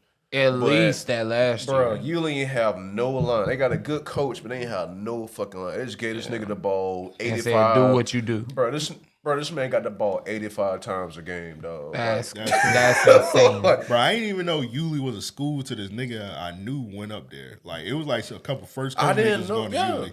Because of the coach, so he was that coach my freshman year, and he was like the track coach, and everybody, like, he was a really good dude, Coach Ramsey. And like when he left, everybody was like, man, fuck, bro, we either gonna stay or we gonna leave. But the defensive coach at first coach was so good, Coach C, that everybody was like, well, fuck, we gonna stay. And then you had like someone that ended up leaving. I didn't even know what the fuck Yuli was until you told me, I'm going to Yuli. I was like, what the fuck is a Yuli? Yeah. And I see Derrick Henry, big ass pop out of nowhere. I was like, nigga, that's the school you talking about, man? Yeah, nigga, I knew from First Coast. He like, bro, I'm leaving First Coast. I was like, damn, what you going, range Reebok? I nigga said Yuli. I'm like, nigga, what the fuck is a Yuli, nigga? He like, bro, that been about 10 minutes. He's like, it's 10 minutes up the street. Bro, that shit out of Jacksonville. Niggas do be lying. Bruh, Yulee is like 45 minutes. It's not that far. It ain't that far from First Coast. I go to the Yulee. I go to North from side Coast, niggas. bro. Dog, I go to like not from Coast, from the crib. Yeah. Any nigga that's on the north side, that be like, yeah, I got to do something outside of Jax. Everybody else be like, God damn, nigga, you gonna be gone all day. Dog. Nah, nigga, it be like 10 minutes. That's a no lie, bro. I go to the Target in Yulee. I get to the Target in Yulee quicker than the one in Regency. Bro, crazy, you gotta understand, bro. From the north side, bro, Georgia's like 15 minutes away, bro. Yeah, bro. You like, bro, you can see Georgia, bro. You just hop on the road, you and Yulee like in 10 minutes, bro. I swear to God, bro. Another 5 minutes, bro. You in fucking Kingsland, Georgia, bro. Yeah, you got a point. You got a point. I was working. I used to live on the beach, and I was working up in Kings Bay for a while, and I was driving. I passed the north side. I said, "Oh shit, we here." Yeah, bro, that shit right there, bro. It don't take long, bro. It's in a different city, but that shit is right. That's it, yeah. There. All right, I got They Need to Ass Pizza. We do y'all's and we get up out of here, man. We do the submissions next week. I personally had mine on the NBA from last week, though. I'm gonna keep it a buck with you. I wasn't really fucking with the idea. I get they didn't have a plan. I understand you got to move with a plan. Yeah, but that's that bullshit. Yeah. But as a nigga with integrity, you gotta. If this what you gonna ride on, bro, this what you gonna ride on. You know what I'm saying? Right. Like we ain't playing no more this season. That's the way I felt it because of the reality of the situation is, and it's gonna be another name that's finna happen in a couple of weeks. To keep it all the way a G. Everybody in this motherfucking room. It's already happening. Yeah, I mean, it just happened last night or night ago in LA or some shit. It's finna happen again. In 2 different cities. One of them was a black woman, pregnant. Yeah, see, prime example right there. So now you're gonna stop playing for another fucking game where it's like, I don't even think they should have played. Like, I don't think this season should have went on because it shouldn't have went on in the first place to me because it's like a fucking science experiment, bro. Because like you got these fucking lab rats in this one fucking bubble. They in a fucking theme park. I'm a theme park nigga, but in a fucking theme park, separated from the fucking world. Don't know what the fuck is going on unless they're on Twitter. And we're still looking for them to speak on these social moments and such. And how can they speak when they not there? They ain't on the soil. They not on the turf. They don't know what's going on. You saw what they was doing yesterday, right? Try to get a mind off it. They showed like nothing but videos of them hugging their kids. Yeah. They're not a family. And that's what they were saying from the jump. Granted, it was cute, but they showed Fred VanVleet with his daughter hugging his little kid like 1,000 times. All right, it's cool he get to see his family, but they shouldn't be there. They shouldn't be there, though. Right. They shouldn't be there, but it's just like, if this what y'all gonna ride on, bro, this what you gonna stand for. That was the final start, and let it be the final start, bro. We can play in a couple of weeks because the season finna start in the fall. What it made me think, I mean, the season was slated to start next month. That's what I'm saying, bro. You can. Like, the season's gonna start, but take this chance now while you got it because what's the quote when you keep doing stuff multiple times and you keep getting the same result? Yeah, insanity, bro. You gonna do the same as that thing again, and you like, expect hey, we not playing because y'all don't kill Charles or whatever his name. See, this is my thing. I really appreciate that these athletes are trying to make a stance, right? I think they're trying to be genuine. It's just, I do too. But I don't think that they're being. And forgive me if I come off wrong and sensitive or anything. And for the record, this also niggas and that ain't got their money. You know what I'm saying? Right. That's another key component. We ain't got their and we've been drinking, so keep it a buck. I'm gonna keep it a buck, which I ain't balling like them niggas, bro. But I just look at it and say, like, one, I don't think they should have played because there is too much that is still going on. Mm-hmm. They aren't even having time enough to process any of what they're seeing, what they're hearing. Like, I'll say this. some of the stuff that we talk about, not even social justice stuff, some of the stuff that we talk about on the podcast, it might be so fresh. I never get a chance to do any research on it, and I speak on it ignorantly. You know what I'm saying? Doesn't make it right. Doesn't make my stance any better when I come out and say, hey, I was ignorant. You know what I'm saying? At the end of the day, I chose to speak on it in that moment. What I feel like with the NBA is when everyone was saying, hey, we shouldn't have this season, and they were saying, no, we should, it'll be good because I think they were being more ideal than they were thinking from more of a positive standpoint in the sense, hey, this has been a crazy year. Things can only get better from here. You know what I mean? Yeah. But we're not there yet. So as all of this is still happening, they don't have the time to process any reactions. So you coming out and saying, hey, we stand with this family, we stand with these people, da-da-da-da. But 2 nights later, we back to the same, it's regular scheduled program. I think it's not about them being disingenuous, but the actions can seem disingenuous. You know what I'm saying? Yeah. And I'm not saying that the teams are taking that stance in any way.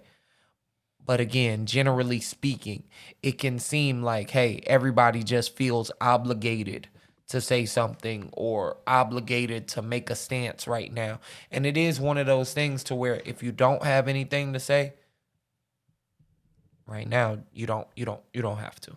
Yeah, I feel you on that. But yeah, if they would have if they would have just like chilled, it would have been like more crippling for the billionaires and whatnot. That money is invested into the season. Especially and they kept bringing up the point about, but the owners already put money into Black Lives Matter and all that shit. I don't know where I don't see it. And not just that. How long have we been fighting this? You mean to tell me you did it for the last month that y'all was playing basketball and I'm supposed to be cool? Like, hey, that money ain't gonna directly affect what the fuck going on right now. But the same way as Muhammad Ali taking that stance about not going to the military, getting drafted and all that type of shit, the same exact ordeal that should have happened with this shit. Make it hurt their motherfucking pockets. Like, hey, we know y'all put the money up, but fuck this shit, bro. Yep. I don't give a damn how much, bro. You can put up $1 trillion, dog. I'm still gonna be a motherfucking get killed, bro. You don't got this motherfucking skin. You know what I'm talking about? For real. And then not just that. I mean, even when you talk about like, we've discussed how some of the rookie players don't get, they have to play to pay, to be paid rather. Yeah. Some of those, high-profile names can come together to be able to say, hey, we are going to create some opportunity for some of these younger players. Oh, bro. Actually, that's where the billionaires step in. I mean, of course. But if they're not going to, you know what I'm saying? That's when we create a community of our own. And that's what we got to, that's what we need to be pushing more than anything right now.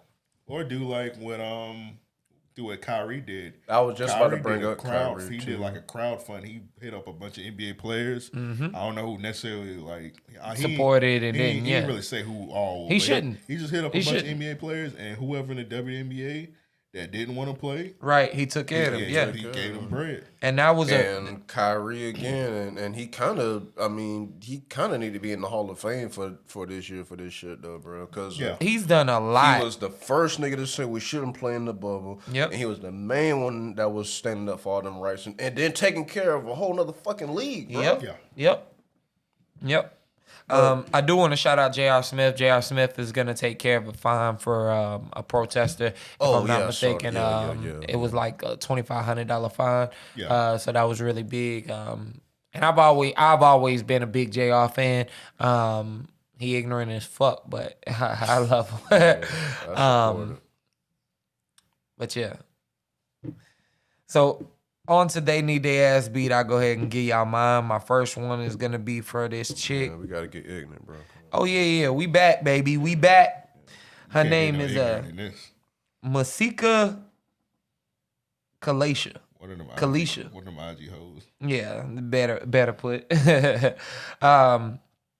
She posts on Instagram, I've been kidnapped. I'm in a warehouse somewhere. I don't know where. I'm so scared. They took all my money and they want more. Please help me. Click the link in my bio and subscribe to my OnlyFans and tip me so they'll let me go. They're coming. What? Unfortunately, this was a video attached. Let me go. I gotta hurry up, guys.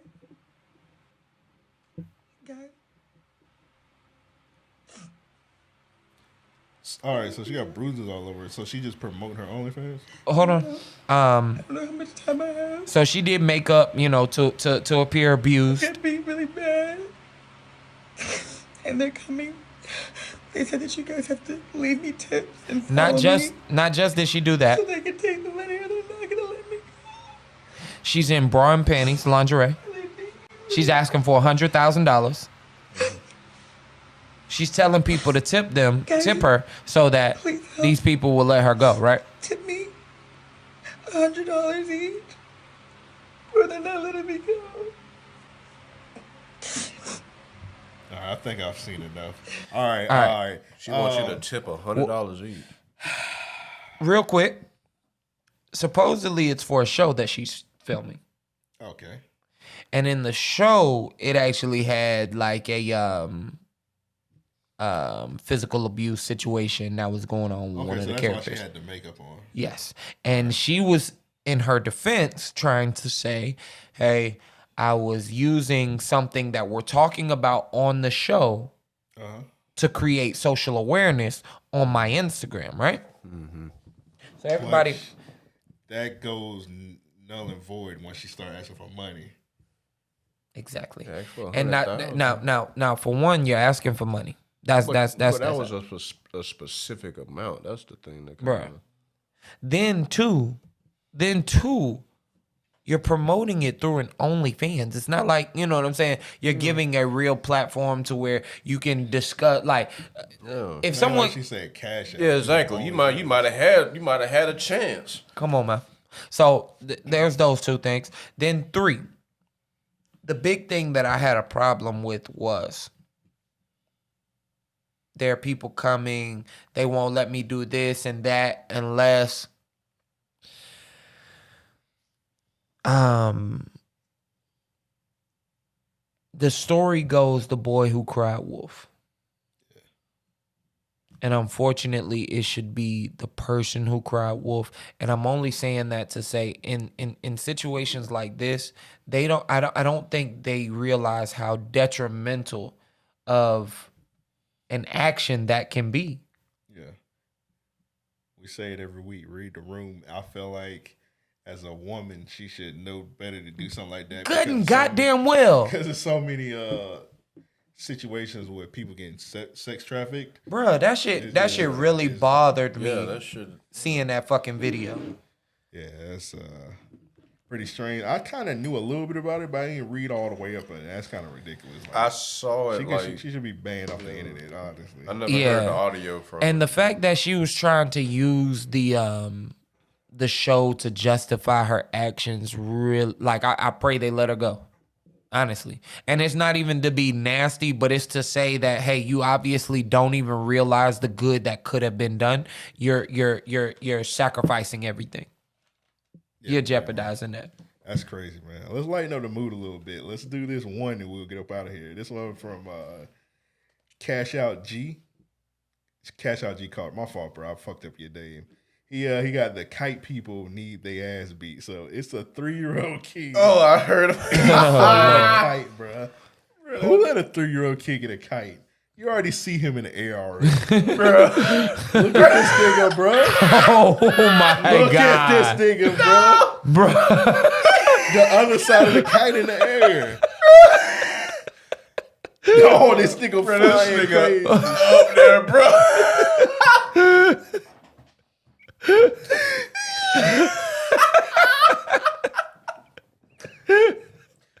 Bruh. Dog. Crazy. That is crazy as fuck. I think they got another angle. That nigga, dog. Bro, I just need to see how fast like he went up when he. Why? Is this? Oh, this is the beginning right here. Yeah, I never seen the beginning. Yeah, this is the beginning. I was gonna see like how quick his. Oh my god.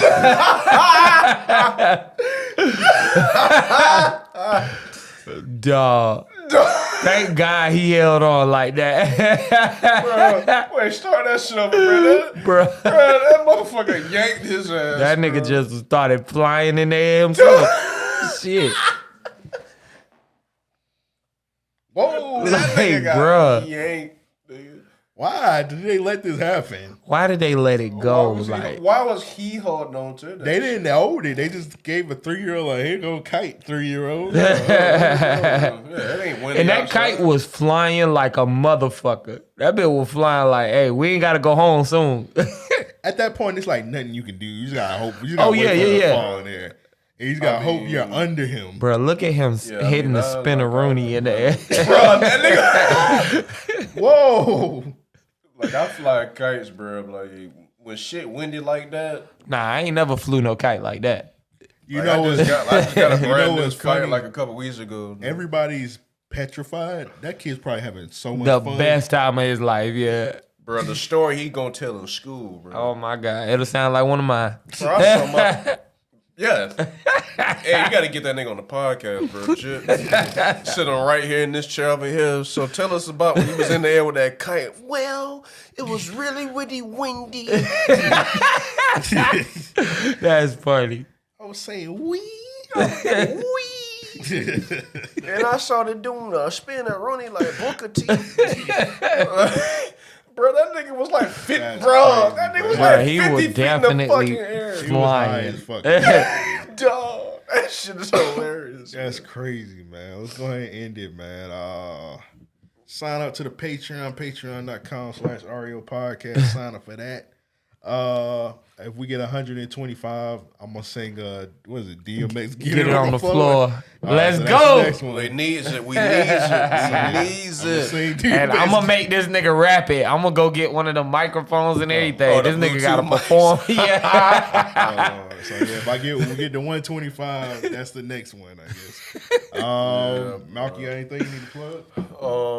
You know, keep ripping and running, man. I got a nigga been tired and stressed with a lot of projects, but they coming out soon. Some later this year, some 2021. But we gonna keep on rocking, man. If you like playing soccer in the city, Sunday FC on Sundays. Check the IG page and all that shit. Get your soccer on. And, you know, if you need some work from me, malkjax.com, MALCJAX. You already know what the fuck the deal is, man. You know, we sorry we gave y'all a little bit more game than usual on this bitch. But, you know, sometimes you might need that bit a little bit, you know what I'm saying? Indeed. Real quick, I'm going to give a couple shout-outs. I want to shout out to you, of course, Mount. We always appreciate you following through. You've definitely been doing a lot of big things in the city, so we commend you there. I'm going to give one to your counterpart, OG Jordy. I actually owe him something. I gotta reach out to him tomorrow. I'm going to touch base and let him know we got to lock in on a few things, but as well as and I'm shouting both of y'all out because what you've been doing in the city is you know, I've always commended you for all your work, but Jordy with his teaching and the design and all of what he's been doing with that has been amazing. So I really you know, tip my hat to y'all boys, the bonsoir. I was thinking about that earlier, man, and I almost made a tweet, but I was out of it before I came over here. Yeah, I got to bring that shit back, man.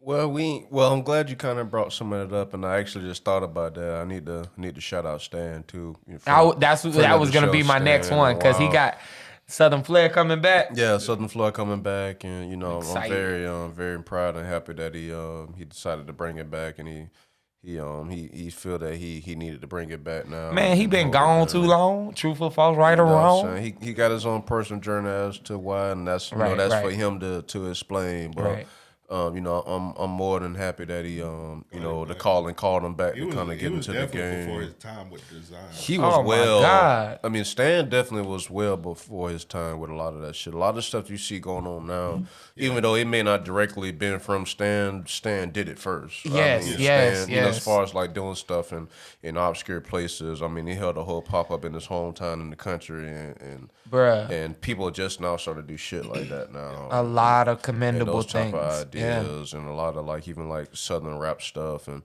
a lot of that stuff. Jeezy jersey from him. Yeah, I mean the Jeezy jersey, which ended up like we found that bitch in a thrift store like years later and shit. For real? Like I think a year or two after that drop, we found that bitch. No, it was on eBay. We found that bitch on eBay for like $45. Yeah, I got mine. I'm about to frame. I beat his ass for you, saying. Nah, I'm joking. But I'm very, very happy and proud of him. And I'm proud of all the boys, you know what I'm saying? While Bonsoir, the brand may not exist as a cohesive ordeal, everybody been doing their thing and holding it down. And, everyone.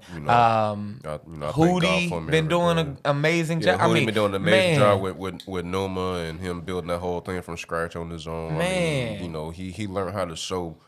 I mean, practically in my shop for the most part. Like we both get cussed out by my people, fucking up my sewing machine. But that. I mean, even with Quan and with DJing. I mean, we've been blessed for the tools that God gave us to kind of make that shit happen. And we've done a lot of things, in the town and. We've been blessed. Out of town, out of state, yeah. So. I mean, out of town, out of state, and everything. So, again, like I say it all the time. You can't get me without them. Exactly. And period. I think that for me, one of the main reasons why I wanted to shout y'all out tonight, man, is everything is home team related, of course. But man, you guys have really, really been working, and I've seen the influence stretch, not just in city. I mean, I've seen that for years. But to really be able to, like, I spoke with somebody in Ohio that that was commending Stan's work. You know what I'm saying? Oh, yeah. I know people in New York that appreciate Quan. I know people that have seen something that one of you all have done. Avery, I mean, come on, man. My dog Ace, yeah. I mean, Ace was in Japan. I think about that quite a bit. That was one of the biggest things to me. Like, y'all went over and took over Japan. yeah, we talk about that shit a lot. Yeah, we got drunk stores over there that I probably should have brought up in the podcast. That's another episode. Yeah, but and we got to get Avery on an episode for sure. But I mean, I'm glad to see that you guys have been doing so much, because even through this time, the city needs it, and I think y'all are helping to keep the heartbeat alive through a lot of things. I know that we don't get a lot of creative things to appreciate year round, you know what I mean? Mm-hmm. And I feel like you all have helped to keep that thrill going. Like for me, I can say every day of the week, you know what I mean? Every day this year, so. Yeah, no, definitely for sure. But yeah, shout out to everybody in Jax. Anything outside of it? No, I'm joking. I'm joking. Hey, yo! Hey, y'all can come and see about me, 2695 University Boulevard. You know what I'm saying? You know where I'm at. Hey, man. Next to the taco stand, baby. He getting that shit in. You know what I mean? It's a barbecue spot, but I'm there. Eating sway fish. All right, chill out, bro. With all this, put you in the casket. All right. With all that said, we out, man.